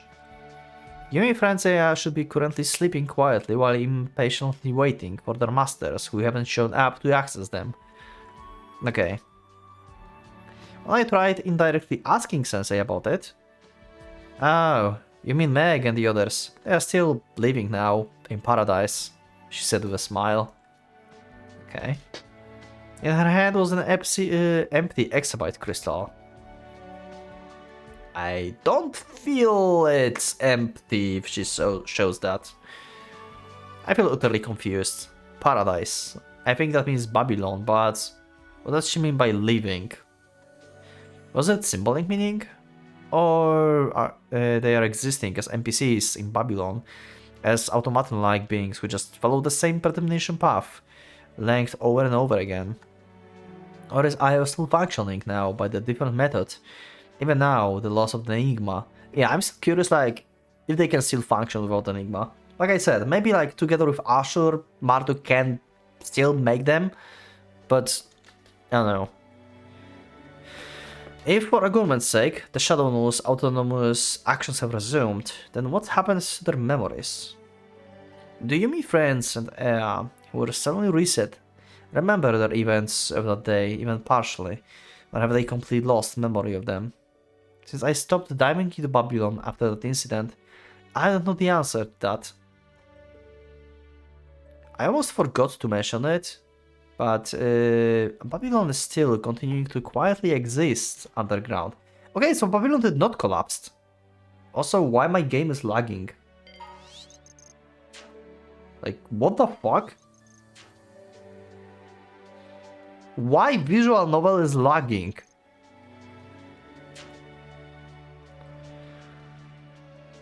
It became impossible for it to operate publicly after that incident. But it's been hid from general eyes for the net confidentiality, and is only being managed by the select few volunteers. Okay, so it's like a small project now. She got hacked. If I were to borrow Motsuki words, Babylon is like the rabbits on the moon. Okay, I see, okay. Okay, you're going to go with this parallel, huh? No one knows. No one's seen. The user linked to the current Babylon are also composed only of people who understand all the circumstances. It's a closed cult now. No one can get in. People don't want to misunderstand. But though the virtual world might have been one of the main causes linked to the tragedy, it was by no means the entire cause. Aren't you forgetting someone? I mean, Sakuya is somewhere here as well. Like, she appeared briefly before the weird, like, movie happened. Like, that seemed like the ending or something. And it's not like all the people who were connected to that virtual world were generally involved with that incident. You can't just assume that people of Babylon equals terrorists. That incident was a very lamentable tragedy, so you must be careful to gather information so that doesn't happen again, that's for certain. Okay, YouTube, 1 second, I will just restart the game. I don't know why it's doing this. 1 moment. It's still broken. So people have to live with this. Me too. For whatever reason, the game broke. That incident was, yeah, we had that. But simplifying the situation and participating in denouncing something and making it out to be the bad guy, generally that something slash bad guy tends to be the subculture that society finds difficult to understand.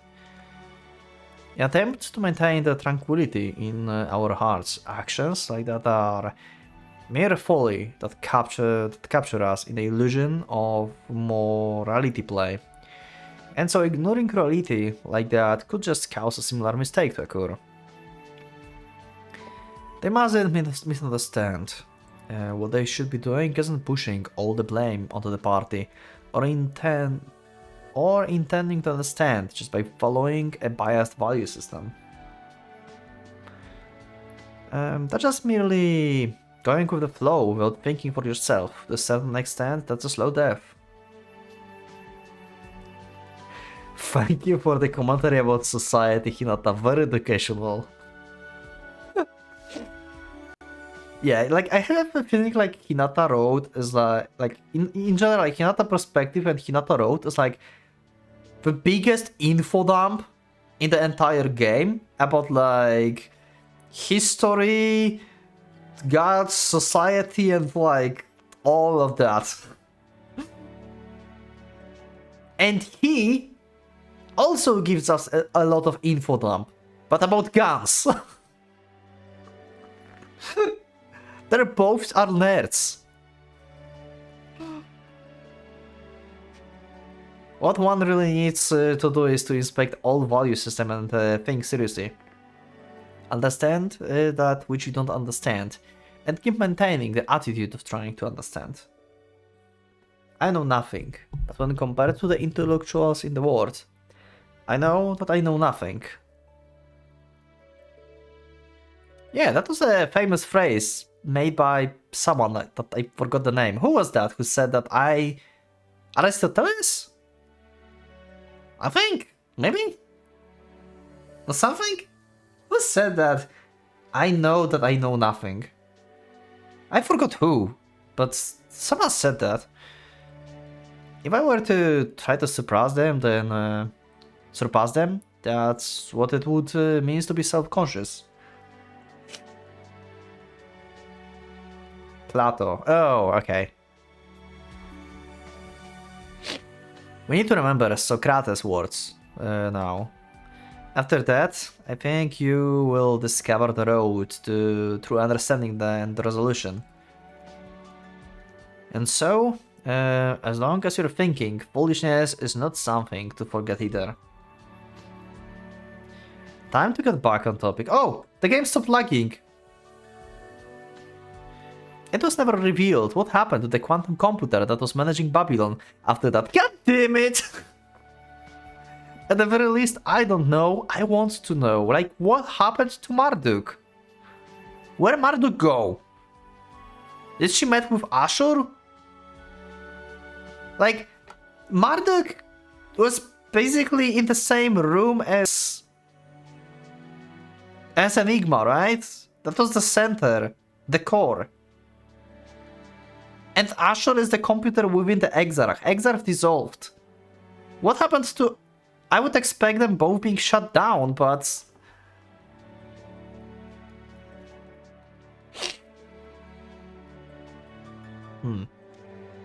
Perhaps Mutsuki, right, might know, or have an idea, but I couldn't bear to ask her about it.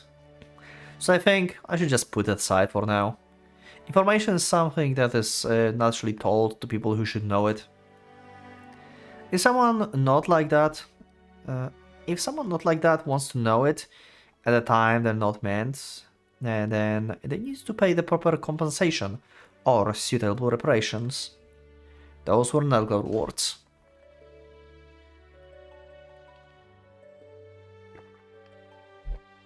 Speaking of Nergal, he's still running the back alley shop of his. Thanks to that, he's able to help me out by continuously giving me periodic maintenance and like that. That said, it seems his shop was raided by the Cyberforce right after the turmoil 1 year ago. Ow. Ouch. That might only be totally natural, given the considerably borderline illegal things he's done. When I asked him about it after he reopened his shop after a while, he gave me the same unchanging reception he's always given me. As usual, he is a blunt man whose true intentions can be read. Also, where do you work, Hinata? How can you pay a bills that Nergal wants for the maintenance for your body?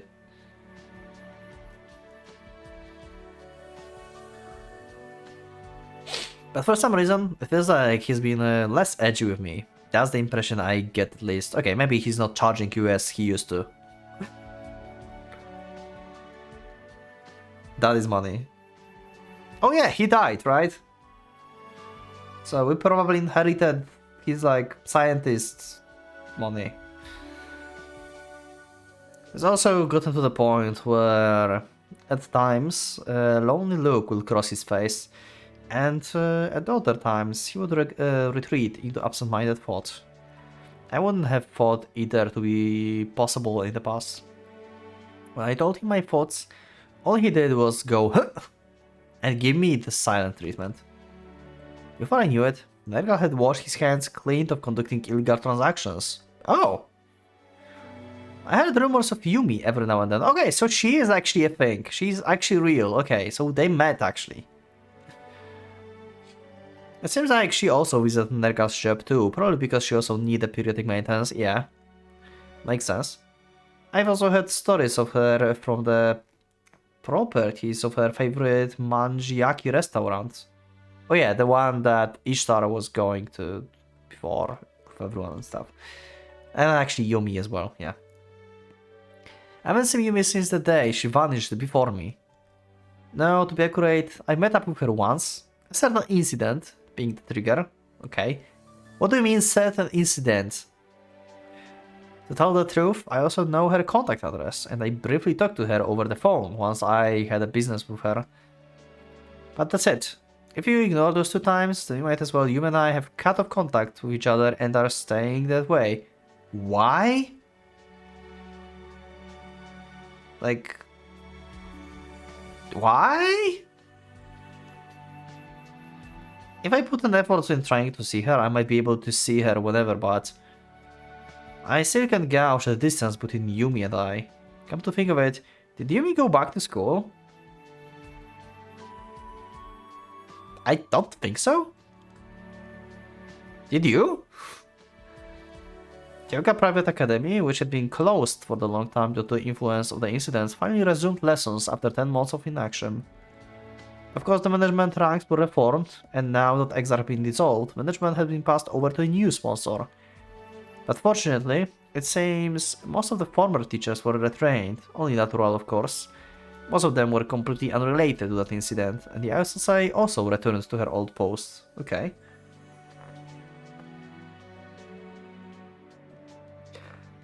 Though she's repeatedly encouraged me to return to school, I just can't bring myself to do it. We have things we need to settle and things we need to think about. There's just way too many of them. I don't have time to go to school. Here's Cisco and he's not allowed to talk to other women. Oh my god. And besides, I'm not the Aoi Hinata on the family registry anymore. Due to the Cyberforce arrangement, I'm a completely different person, living a completely different life, yeah. I can no longer return to the life, to the time when I was Aoi Hinata, and above all else, I'm a bit scared of returning as well. Wait, so he doesn't have his father money, he couldn't inherit his money because he's not Aoi Hinata anymore, obviously. So I haven't asked Kyo-sensei at all about what happened at school. Finally, I will talk a little bit about Mutsuki and I. Even since then, the two of us have barely talked together about the past and the incident. That said, it's not like we don't talk at all. We exchange normal words in our everyday lives, and have been maintaining very smooth communication between us. Okay, good. If anyone saw us, they would think we're very close siblings. The 2.5 years, up until now, since Mutsuki disappeared, have been a blank of time. If we are talking about the period we stopped talking to each other heart to heart, that was even longer. The current as were able to break the deadlock of the blank in the blink of an eye. The reason why is because in the process of looking for Mutsuki, I learned a lot of things about her that I didn't know and was able to understand various things. After Mutsuki left home, she saw many things in a new light. And she also ended up learning about all sorts of things while she was asleep. The vast amount of blank pages have almost completely filled up. By the time we reunited, we almost knew about each other even more than that. There was barely any need to specifically supplement that with words. And like that, we've lost our distant past and regained a comfortable sense of distance. Those are details of the events that occurred after that day. I lean against the riverside fence and casually gaze at the stream that flows from upriver to downriver while thinking about these sorts of things. By the way, as for why I'm recalling my memories like this, is so I don't forget about her.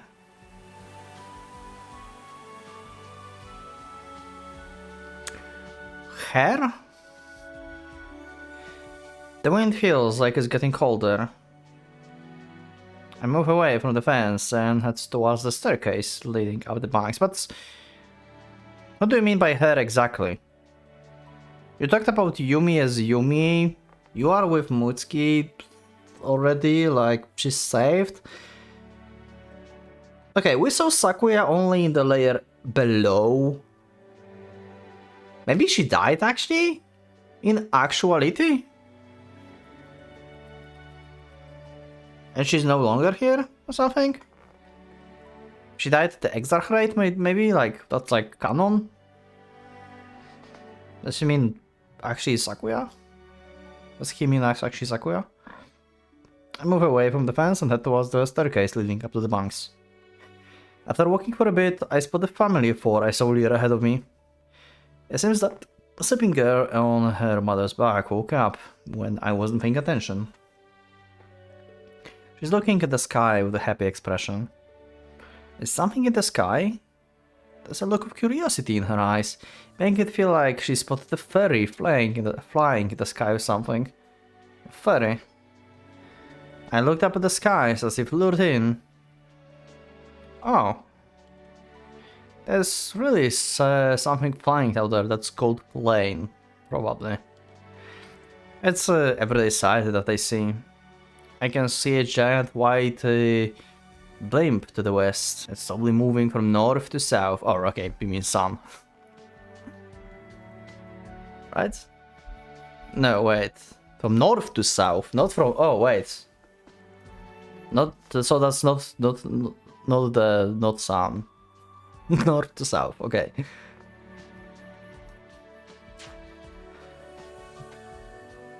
Is some company running some kind of campaign? All I see on the side of that of the blip is the vibrant drawing of flowers.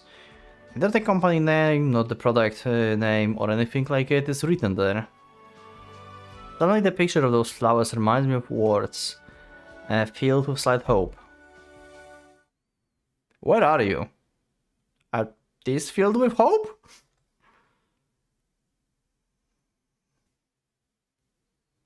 Okay, Yumi perspective now. Yumi looks up to the sky and sees a flying white object far off into the east. Okay, so we looked at the same thing. Oh, but from Hinata perspective, it's into the west. Yes, into the west. And she's saying this into the east. Okay. They're quite far from each other then. Holy shit.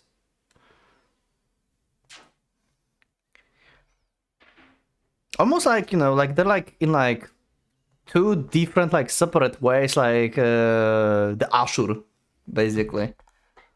Like a pair and it's like separate into like two directions. That's cool analogy.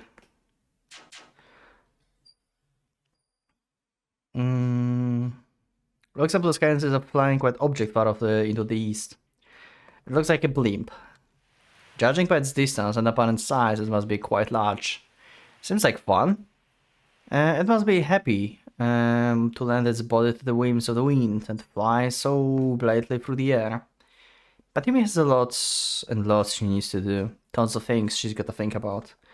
There's no time to daydream all day like a jellyfish drifting through the air. And thus, little by little, Yumi formed the precepts of adult self-awareness. I felt a mysterious blend of feelings such as loneliness, suffering, and oddly enough, pride.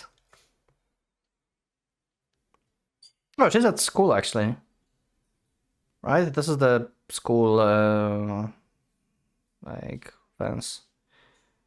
Now Yumi takes a deep breath, straightens herself out for real this time, and focuses back on her mobile PC. Its screen displays a certain someone's notes entrusted to Yumi by Yayoi-sensei. Okay, whose notes? Yumi reads the somewhat long text. The title, Multi-Layered War Hypothesis and the Objective Perspective. Great! We know enough about this, I think. About this hypothesis already. Perhaps you're familiar with the hypothesis, one of the deviant options among the many schools. What in modern psychology regarding the concept of the word? It's also called the MW hypothesis for short. I think like we pretty much read that already, right? Do we need to read this? Scientific word out like look like Likan RSI seminar. I don't know what the RSI mean. But by no means, it's simple defining concept either. You can remind me, you can tell me in the comments what the RSI means. I don't know what it is. It's a abstract concept through and through, and perhaps more psychological than philosophical in nature. According to the school of thought, the real world that we live in, the one we are conscious of, is just one of many worlds. The world exists above it, and yet another above that one. Yeah. So this is basically exactly what we got explained so far. So it goes the opposite direction. Yeah, lower strata, infinite. Yeah, okay. Some opinion that concept is close to the Buddhist, whatever, however the pronounce of this thing is, the whole universe of the billion worlds that the Buddha enlightened. The major word system. I see. In that case, this school of thought can also really incorporate the Buddhist concept of samrat or rebirth. You mean it's not doing exactly like feeding us the info just like Hinata right now. Tri Sahara Mahasah Sral Loka Dachtu. Basically, humans whose lives has ended will have their souls transferred to the next world, up or down, and continue their next life there. Okay. That's a new info, I think, in this philosophy. Also, each word is closely linked to the next. Even that occurs in one word appear to have an effect on another. Okay, that one we knew. For example, let's say that in the word A, a small meteorite impacts by the astronomically small chance, upon which a lower or higher strata would closely link the word A, like dot or something. Also experience a mostly similar meteor strike with the same astronomically small chance. This may resemble determinism from philosophy, but it's slightly different. In determinism, the outcome of every event had already been determined by the past events. If it rains this morning, then it will be clear tomorrow, or something like that. But in the hypothesis, events are not determined by accumulated past, but rather due to influence from other worlds. All in all, the outcomes of events is indeterminable. Jesus! Blah blah blah, Mercurius, blah blah blah. So this episode had Muramasa mentioned and Dies Irae mentioned. Nice.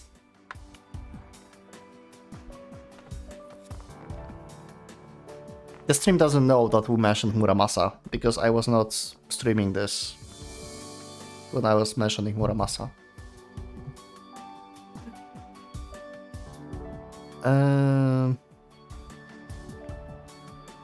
All in all, the outcome of events is I read that. However, circumstances repeat almost exactly, just like a reflection in the mirror. Perhaps that's one way to describe it. Each word resembles the next like twins. The individual affects the whole, and the whole affects the individual. They may seem disconnected, but they are connected by the roots. Perhaps I'm the only one who is reminded of junk collective consciousness here. Okay. Can you read this, or was it for knowledge? Aside, even since I've come to know this school of thought, my viewpoint in regards to the world has changed considerably. To put it simply, while society may adhere to common sense to me, it's no more than one of many ways to perceive things. For example, we live in an age where heliocentrism is common sense, but there have been rare cases where some groups of children have been found to believe geocentrism. Can this be explained solely by the lack of education? Perhaps, in the reality as seen by those children, the Earth is the center and not the Sun. However, because their reality clashes with the reality of humans surrounding them, it is deemed wrong. The children's realities are perhaps warped to form the norm. Okay, 1 second. To be honest, I got lost. What am I even reading?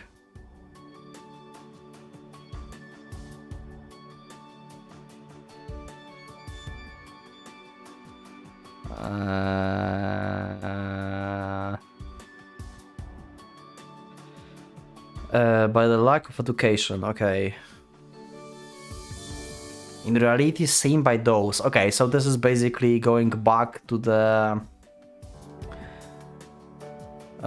thing that we were said before, like the thing you see red, someone else can see as blue. It's the same thing, okay.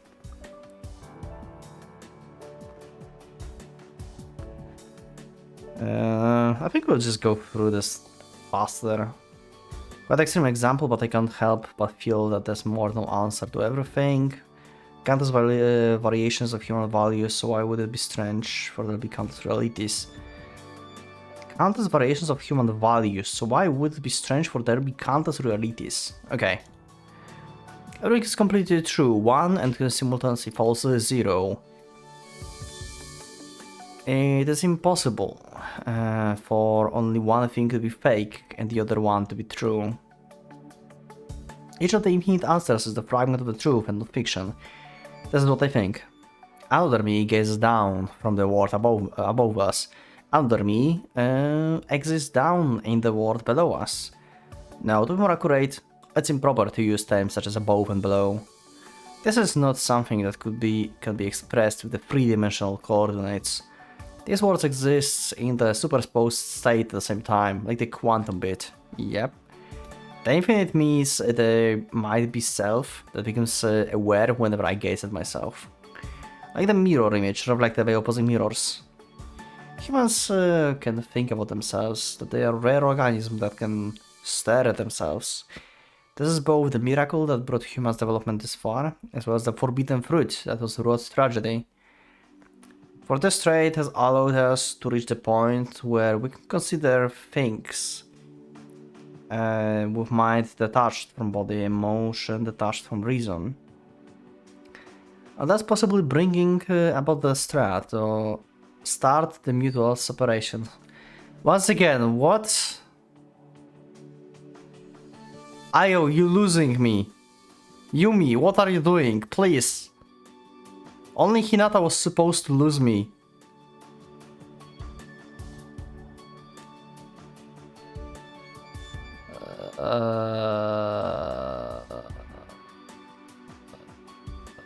Okay. In that case, it can be relative were to chase time as far as it would go. As advanced as a civilization would reach, as complex as society would develop, this separation would just grow and grow and grow. The more information is accumulated, the wider our field of vision spreads, the further separated two people become. Details become ambiguous and the general concepts slowly fade away. And finally, through the eyes of the computer network, begin to see even the world itself from the objective point of view. This is not all. In order to deal with the complex, diversifying, fragmenting value systems, we must fragment even ourselves. What the f... Perhaps we, I see, are the generation that has advanced to the point where nothing more can be done about alienation and isolation. We have advanced to the point where all known methods of observation are growing incapable of observing ourselves or observing reality. Yeah, that's the IC problem. We've grown a need to perceive a new world. What was perhaps inevitably born from that need was an imaginary world like Babylon, a multi-layered world. A diversified reality born out of alienation, out of isolation, a method of observation to tether our diversified selves. Innumerable selves, each one the real self. Yeah, we talked about this, we know. The words, each the real word, yeah. As you remember, I picked these choices as well.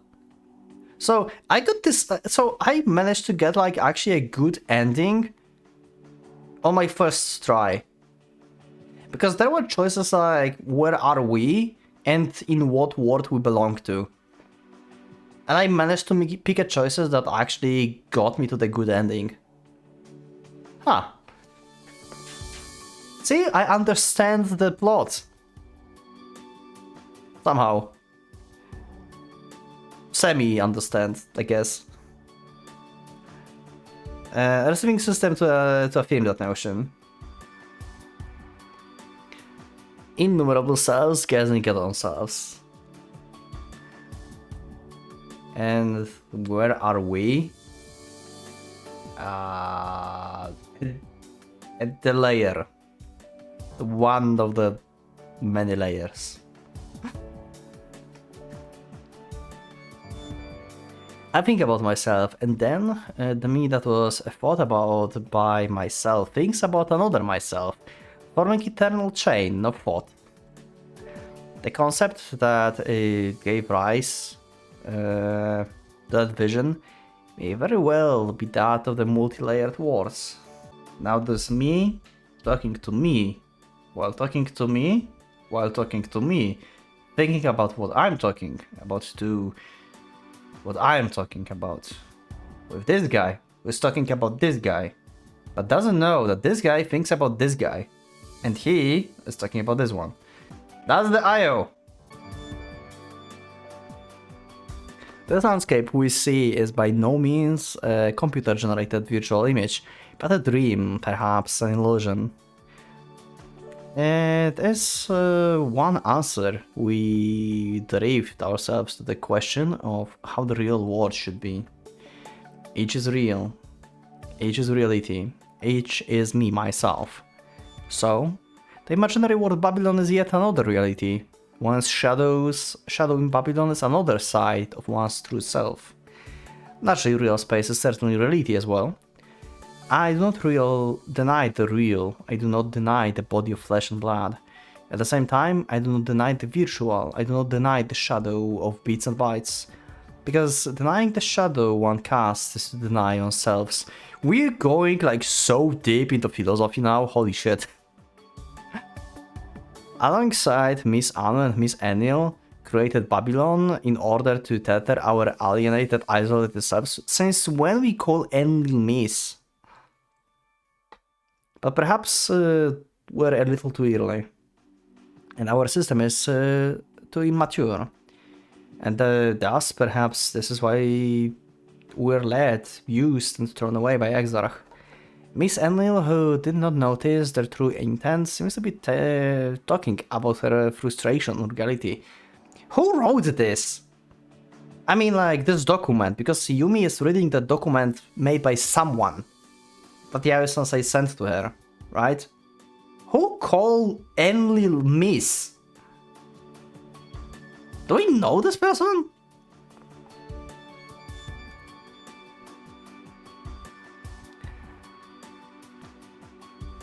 Or perhaps her greatest tragedy was known what was going on intuitively, but not being able to fully understand it.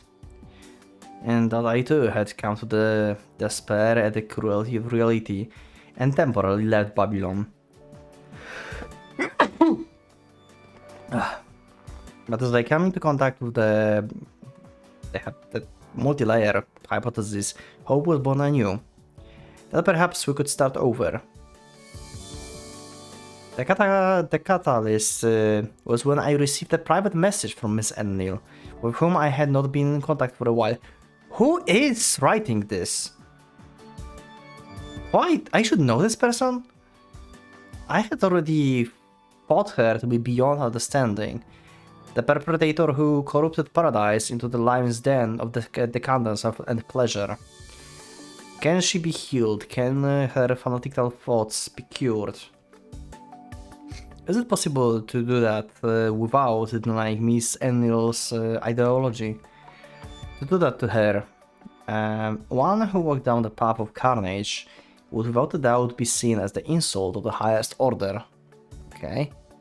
She may very well kill me. One who walked down the path of carnage. But that's fine. For if nobody casts the first stone, Miss Enil may one day destroy the world in its entirety. And besides, in the event it goes smoothly, next is Miss Anu. If we could go back once more, also Miss Anu, like who is this? If we could go back once more to those fulfilling days of ward management, to be on the safe side, I decided to leave my shadow null in Babylon. Okay. On the off chance that I cannot bring house to Miss Emily's rampage, I'm sure my shadow will search for the most proper method and defend the world, but shadow nulls are supposed to not work anymore. Because there's no IO system, because there's no Marduk. Even if it means to kill, but apparently they still exist. Because Hinata thought like they probably don't exist anymore. Because he's not logging into Babylon and he's just like wandering. But apparently they are still a thing. Huh. Even if it means to kill without hesitation, okay. It's very unsettling, but we should request Exarch cooperation as well. Mr. Nabu is currently with Exarch after all. Nabu was Sakuya Dad, I think, right? I will leak to them the danger of the Edoc's true form code and get them to use force when necessary. One more thing, if I tell the Shadows and Exarch have quantum computers, it's a little concerning, but Marduk's surviving consciousness has the potential to pose a threat to the world. Okay. Yeah, like I was like wondering, where's Marduk? We need to keep our guard up. My wish is for the preservation of the world, for watching over the world is my true joy. And finally, I will show my respects for Father's book that gave me the chance to restore hope. My gratitude for Father himself. Okay, who are you? If Father had not written that book, I would likely be writhing in the darkness of the abyss even now. April 26, 2031. This is 2 years prior. Wait, this was written... Oh, this is not a new info. Wait, this is the past. Wait, this is the past. This is the info from the past. This is info from the past. Wait. That's Mutsuki, isn't it? Miss Enlil, Miss Anu, this is Mutsuki. I was just like wondering because I thought like it's a future message, like, you know, from nowadays now. But it's like 2 years prior, so like she was not in the pod yet.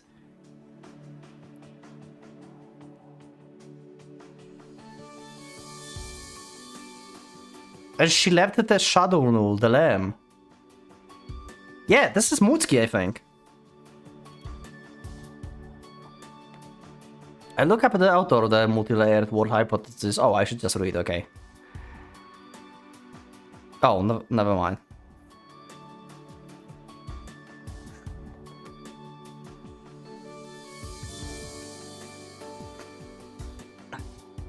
For long, the screen displays psychology professor Wadatsumi Kaiji. Never mind.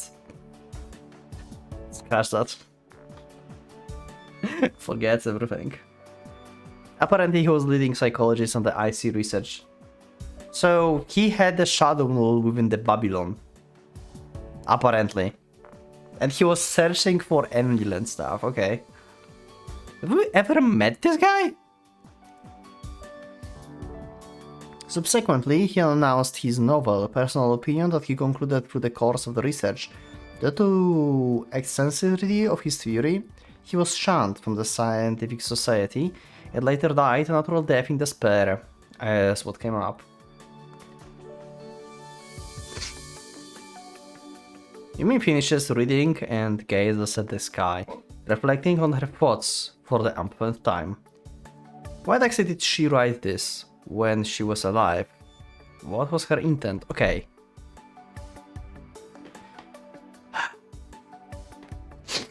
So... Okay, so it's she. No, wait, he. Wait. So who the fuck wrote this? Was it this guy or she? Whoever she is. When she was alive. Like who? Ishtar? Elish? Like...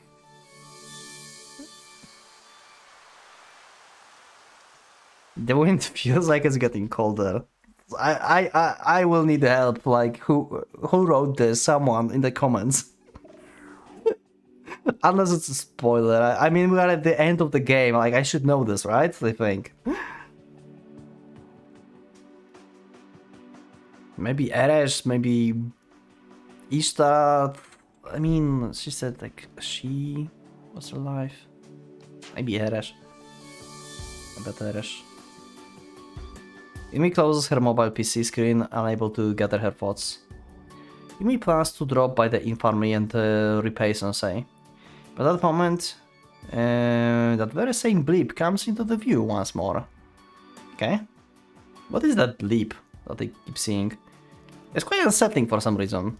Yumi zooms in with the cyber eye, okay? A giant white bleep flying in the east becomes clearly visible in no time flat. It's slowly traveling from north to south, yeah, for whatever reasons. On the side of the bleep is the painting of the certain flower. A flower Yumi had associated with the several words filled with hope. Where are you? Why are these filled with hope, apparently?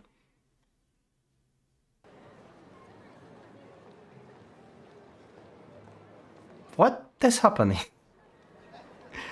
Among the noisy hustle and bustle, although I'm being tossed around by the jostle, I managed to stand my ground somehow, like a leaf that fluttered down in the muddy stream. Okay, I think like we are having Mutsuki perspective now. It's strange, but why does everyone want to gather in one place?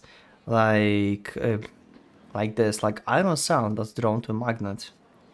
Even though it's inefficient and uncomfortable, no matter how you think about it, the most troubling part is passing other people. Someone right ahead of you is coming from the exact same direction. If you keep going straight, you'll hit them, so you dodge to the side. But the other person moves to the same side as well. That's the everyday problem. Why can't people just talk, like, walk in like normal paths? If you drive a car, at least in Europe, you drive it on the right side of the road, right?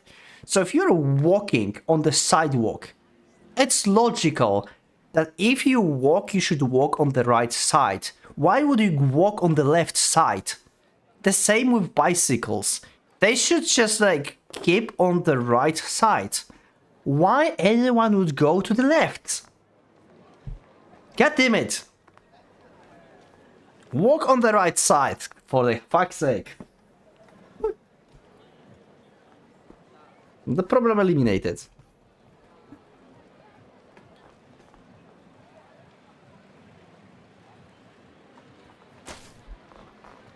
I'm sorry. You will mutter that. Move to the opposite side. When you do, the other person moves in the same direction. And you move to the opposite side yet again. And the other person also moves in the direction. And move to the opposite side. And so does the other person. Move to the opposite side and does the other person.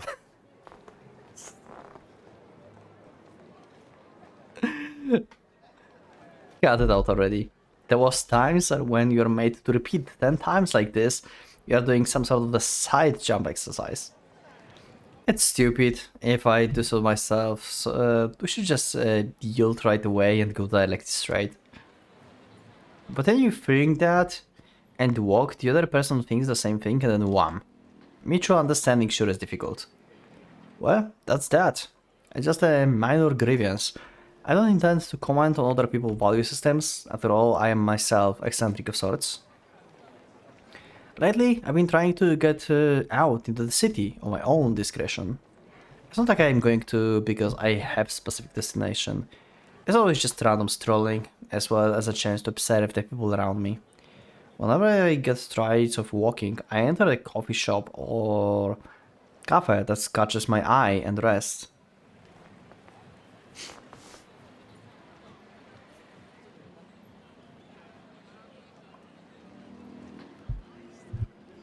I just stop, usually people are crazy. Those little strolls have almost become daily routine of sorts.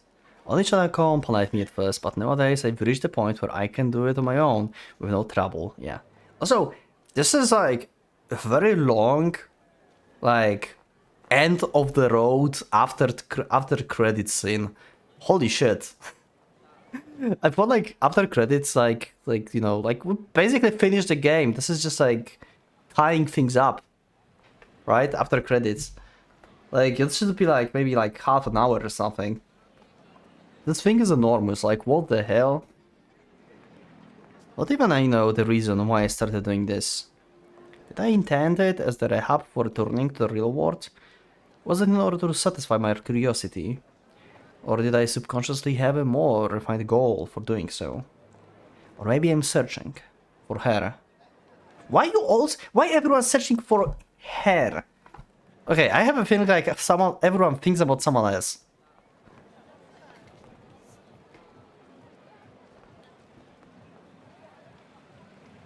I take out the rosary that was hidden in my clothes and gently touch it. Okay, so everyone's searching for Eresh, thinking about Eresh. Then... or Ishtar. The world is darkening, but the city starts shining with a vivid neon in the inverse proposition to that. Oh wait, she may have the rosary from Enlil. Okay, Mutski thinks of Enlil probably, because Enlil also had the rosary thing. Yeah, okay.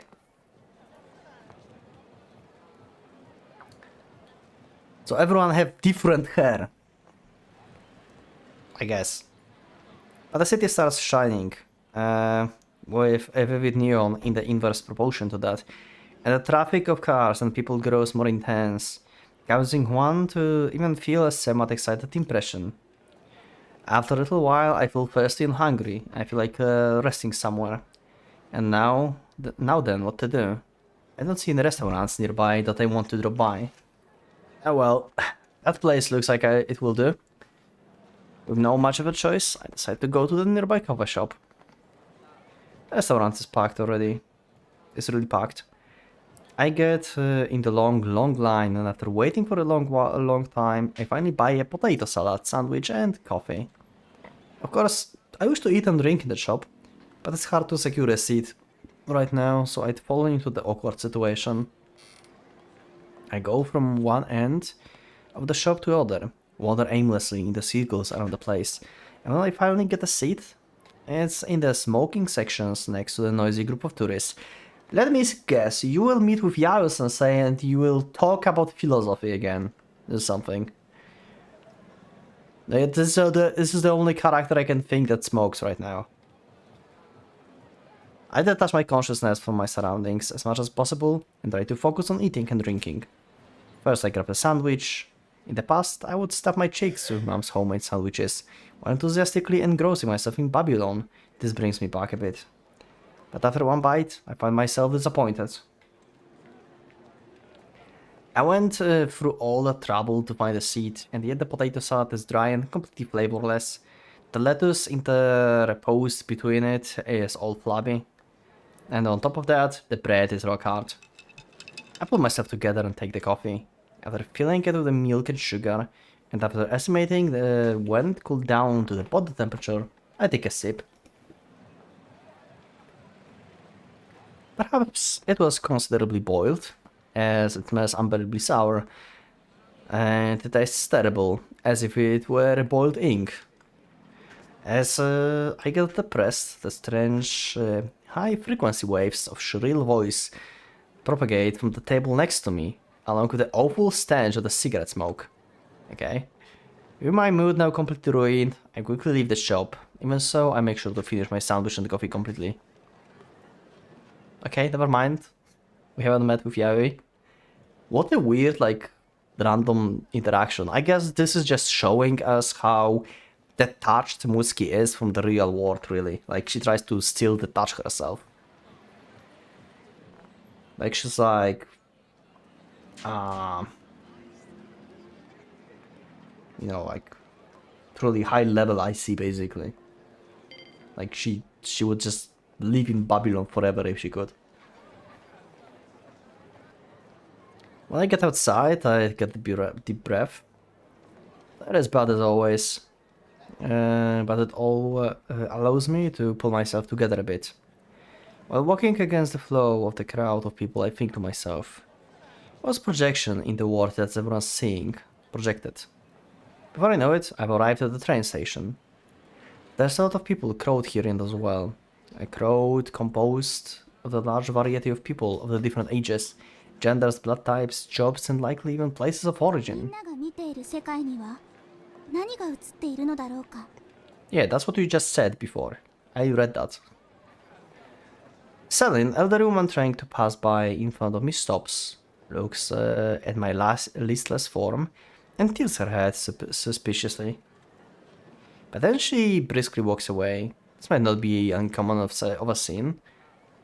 What's projected?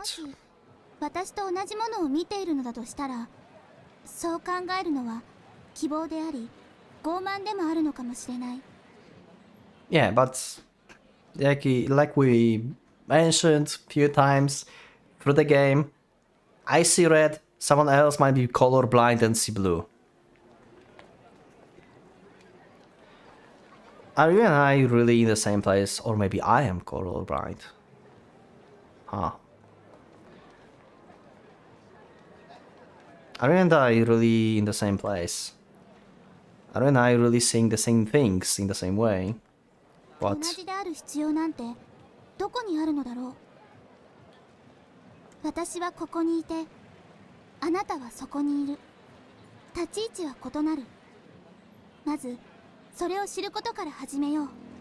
Motsuki, please. I beg of you.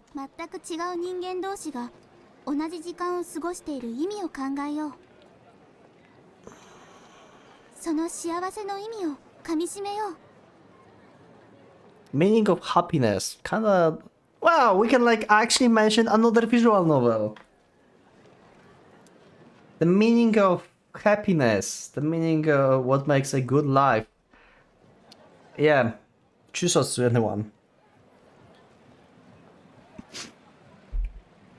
And philosophy. Hell yeah. The flow of people divides into two streams at where I am, and merges back into one stream after a little bit.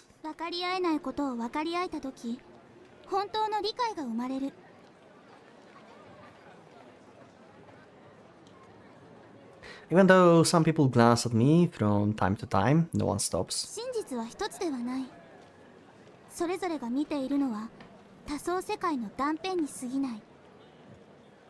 Fragment of multi-layered world. Yeah, that's what we learned basically. That's what we read the past few episodes basically. We were learning about the multi-layered world. Yes.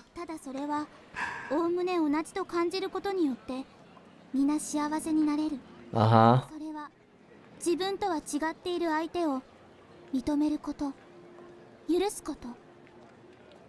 Just before I awoke from Enigma, I registered an epiphany about a certain truth.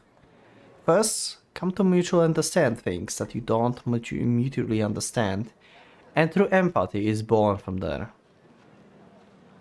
Is my voice reaching someone? Is someone looking at me? Suddenly I get a craving for that fried jellyfish they serve at the jellyfish stand. We have a new wiki. For a while. Suigetsu, Water and Moon. Word made for Kanji Water Moon, pure innocent personality, name for the jellyfish. Image of the moon swaying on the water surface. Okay. Food stand that sells jellyfish. They also sell takoyaki and ikayaki. I didn't know that ikayaki Like squid is called ikayaki. Ah. A park located near Kocho. That's official name for Suigetsu Park. White Album 2! Suigetsu train station! There's a large pond that looks beautiful and the moon is reflected all off of it. Okay. Just some random info. I know I will go buy some on my way back to give Oni-chan a souvenir. While thinking that a white object flying in the sky floats in the corner of my field of vision. Everyone sees this, so it just appeared suddenly?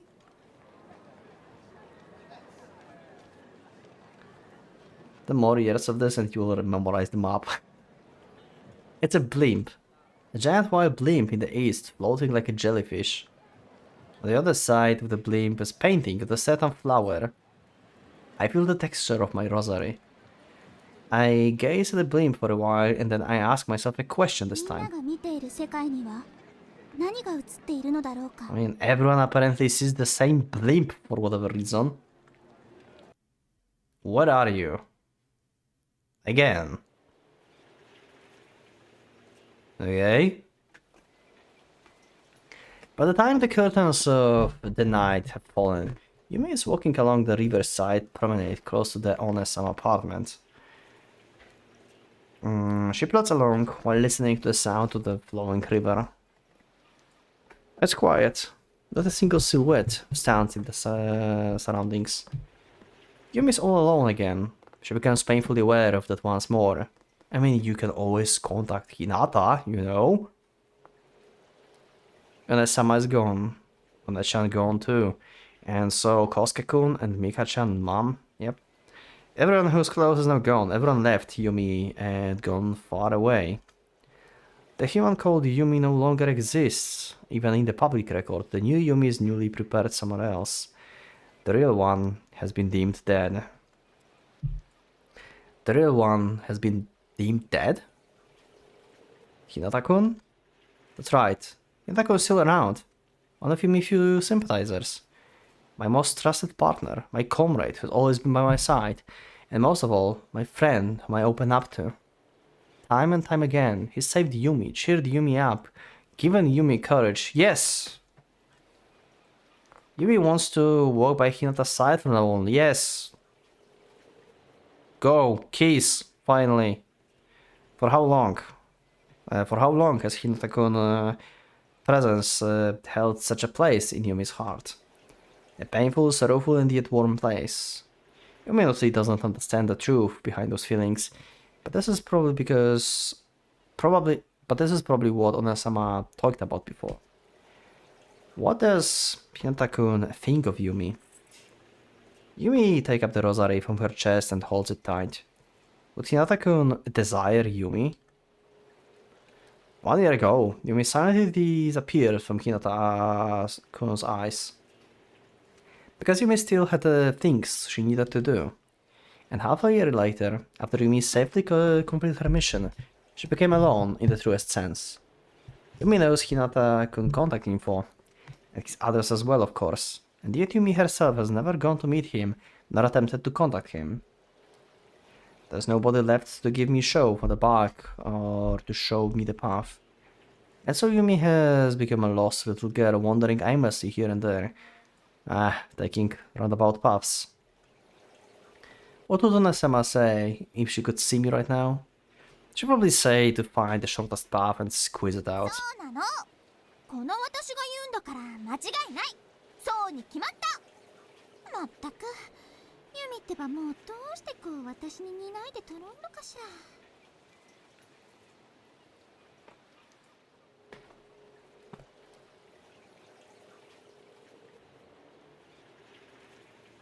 ら。Is this really after credit scene? Why? It's like Yumi has schizophrenia now, and like she hears Sami or something. Yeah. Okay. What would Onesama say? Yeah. Okay. That's okay. Okay. Never mind. So she's just like imagining them. Okay. Yeah. Sure.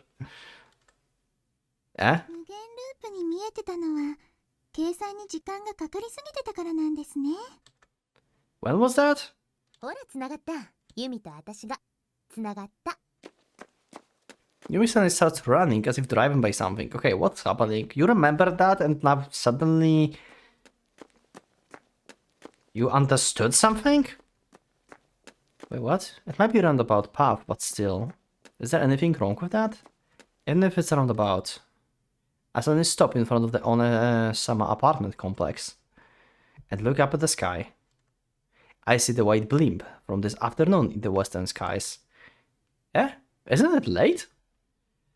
Lit up by the lights installed inside the hole, the blimp visual impact is amplified now as compared to the daytime. It's like a soft, shining jellyfish floating northward. Okay, why jellyfish is a thing now? We had rabbits before, now we have jellyfishes? The fellow illustration on the side, the hole shines with the phantasmal light. A field of flourishing white clovers. A carpet of 3-volume repents? The words you may associated back then. The 3-volume repents, meaning in the language of flowers. Promise, think of me, remember. Uh-huh. Like, don't forget, right? Promise, remember. I mean, we didn't forget about your noble sacrifice here. 思い出さなくていいから忘れないで。みんなが忘れない限りレムは死なない。 Yeah. Yeah, I won't forget. I could never forget you. I take the pressed for leaf clover out of my pocket. Never forget, promise. ぜひそうしてください。いつまでもユミの友達でいてくださいね。 Okay, now she remembers a promise with Hinata, it seems. ずっと友達だ。 No! ユミは Oh no! Bounded by the promise! She got friend-zoned! Ah! Always be friends! It's a promise! Ah! 指切り剣マン嘘ついたらハリセン。 Yumi nods once and carefully puts away the clover.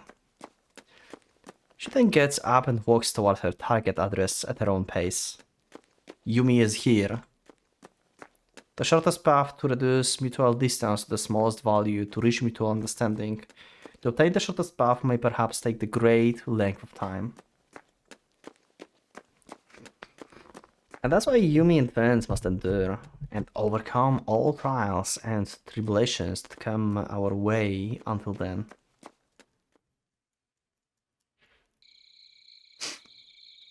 Okay. And Hinata at the school. Okay. You having fun? What do you mean? I stand paralyzed in sheer shock at this unexpected scene. I just wandered around with destination in mind until I arrived at the front gates of the Kyoko Academy. And when I casually looked up at the night sky, I saw... Why is this still a thing?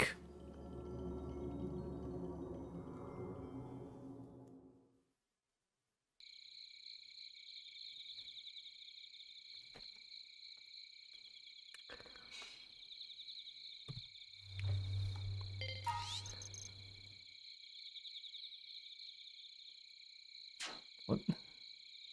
Huh? Total lunar eclipse? What? What's going on? Even though the 3 total lunar eclipses happened in succession in the half-year cycle over the course of the year, even though it's only been half a year since the last day. Huh? Half a year cycle? Only half a year passing? Wait, what?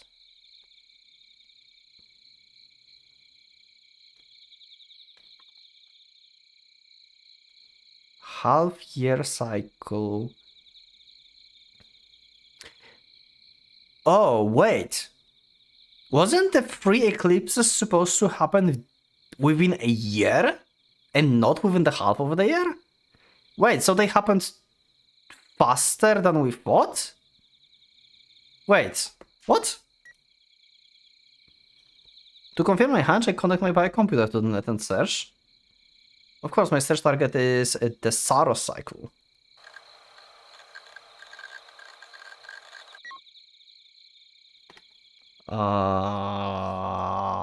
Okay.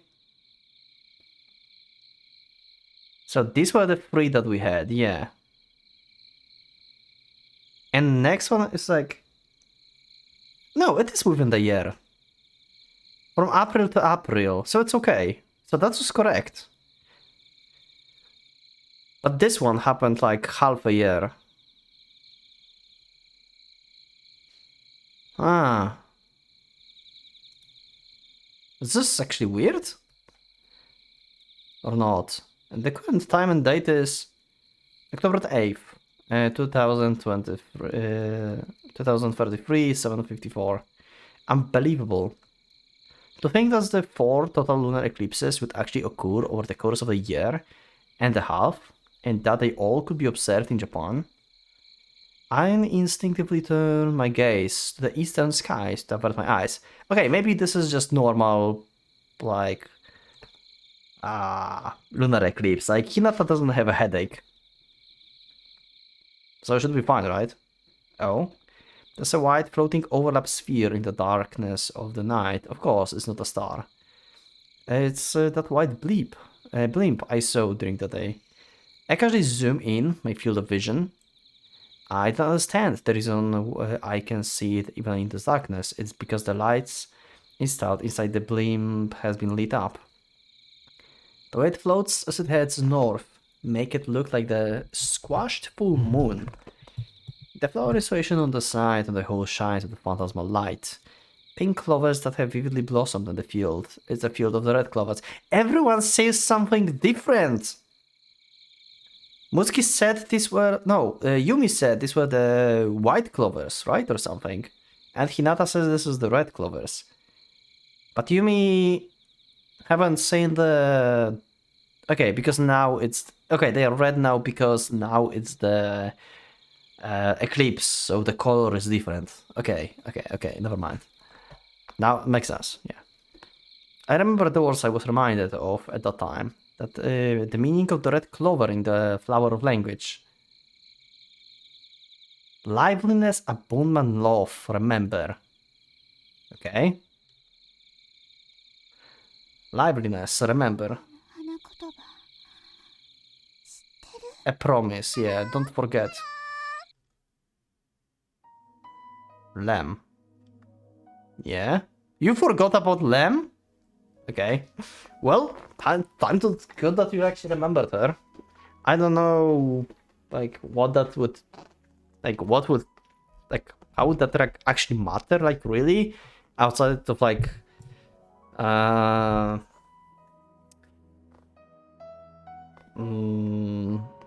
Just feelings, I guess? Because I don't think, like, remembering is, like, affecting anything, really. I turn around as fast as I can, but there's nobody to be seen. There's no way she's there. After all, she's already... No, I haven't forgotten. That's not it. This way? Okay, why you hear her? It feels like I hear the voice coming from the school building. Have I been bewitched by the fairy magic? I walk towards the school building as I'm guided by the auditory hallucinations. Pretty much, yeah. You just... follow the hallucinating, like, fairy. The main gate is firmly shut, but it's not a big deal. I jump very high up and easily get over the gate. Yeah, just like me in the cyberpunk. Just jump through stuff. Impossible is a word to be found only in the dictionary of fools. Don't call me by that name. I connect my biocomputer to the school security system and reset the alarm devices. I then unlock the entrance in the blink of an eye. I walk into the school to chase after Lem's voice. Where is she?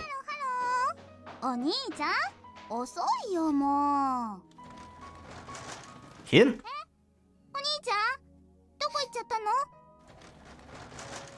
Okay, Lamb. お兄ちゃん Hey, seriously. 兄ちゃん Wait for me. Okay, Hinata just lost it. Hinata's crazy now. リラリラのらったハローロイレハレ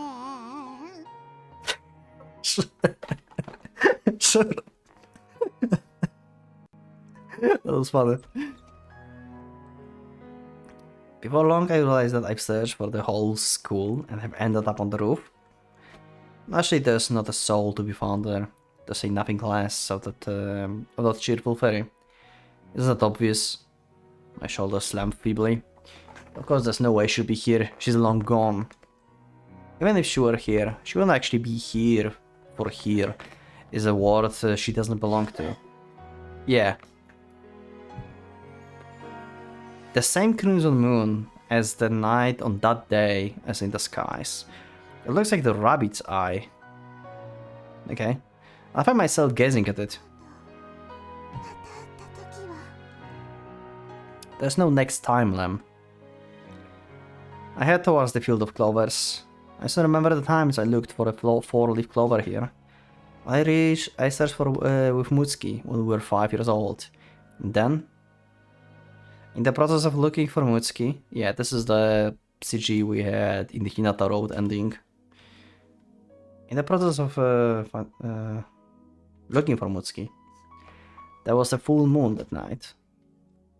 Now to think of it, I saw Lamb passing by the front of the moon back then. The moon. Full moon. The day when the abilities of the IC and Lamb swell to their highest level. And that's more. And what's more, today is a total lunar eclipse.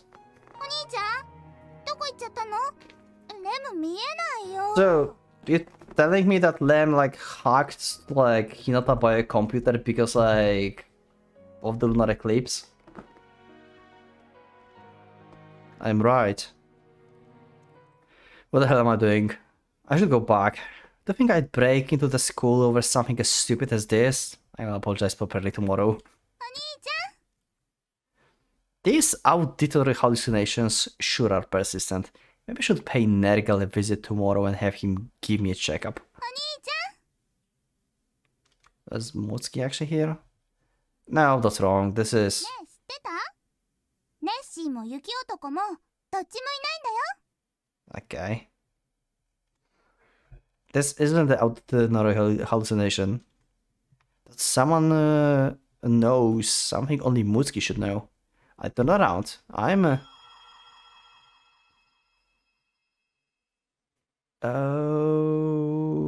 Okay. Okay. Full moon magic. I mean, lunar eclipse magic. The fairy then turns towards the moon and smiles.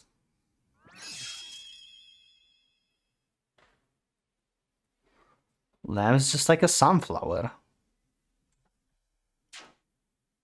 Sure.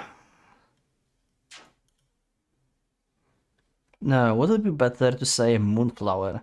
I am... また会えたね We are right here.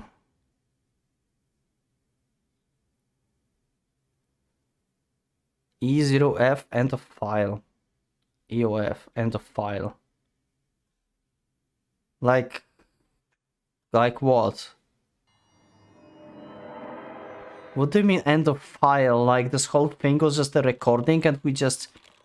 Wait, what? Ending story. Prime Road. Wait, what? The fuck is this? Prime Road passed. Chapter... wait, what unlocked? Chapter unlocked?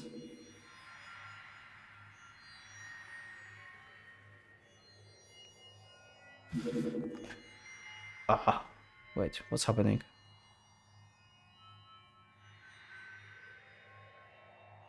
Log out added to the...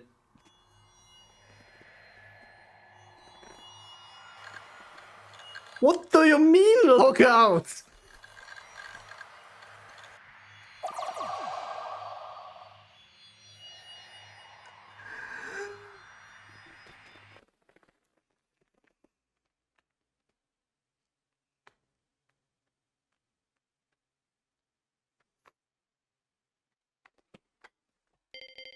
Wait.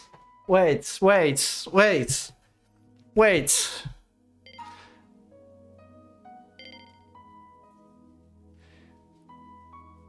We are having actually yet another what?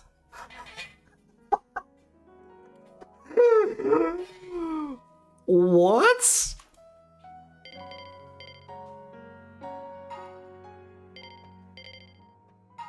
Ah!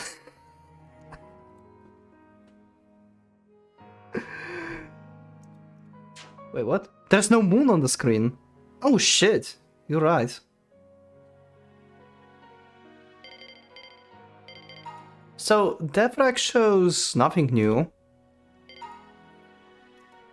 We still have Road E blocked in few places. We still haven't finished few stuff in the other things. I don't know if I should be bothered by them. Maybe like at some point I will try to like make this more complete. But okay, CG. And we got a poster or something, right? ETC? Promotional poster. Oh, it's the one from the thumbnail. Oh, okay. Wait, wait.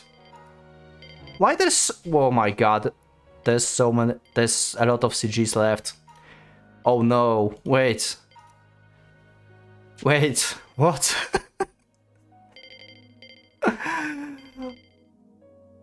Okay, let's go to check the playing log. I don't believe it. What have I done? What? So that was road E. I guess road E and lead out.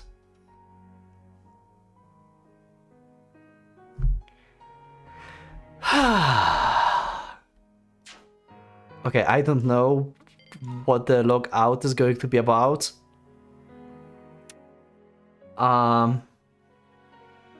But seems like we are going to go to the upper layers. Should I check out, log out, go log out real quick? Okay, YouTube. Stream says I should click log out really quick. So I will click it. Let's see.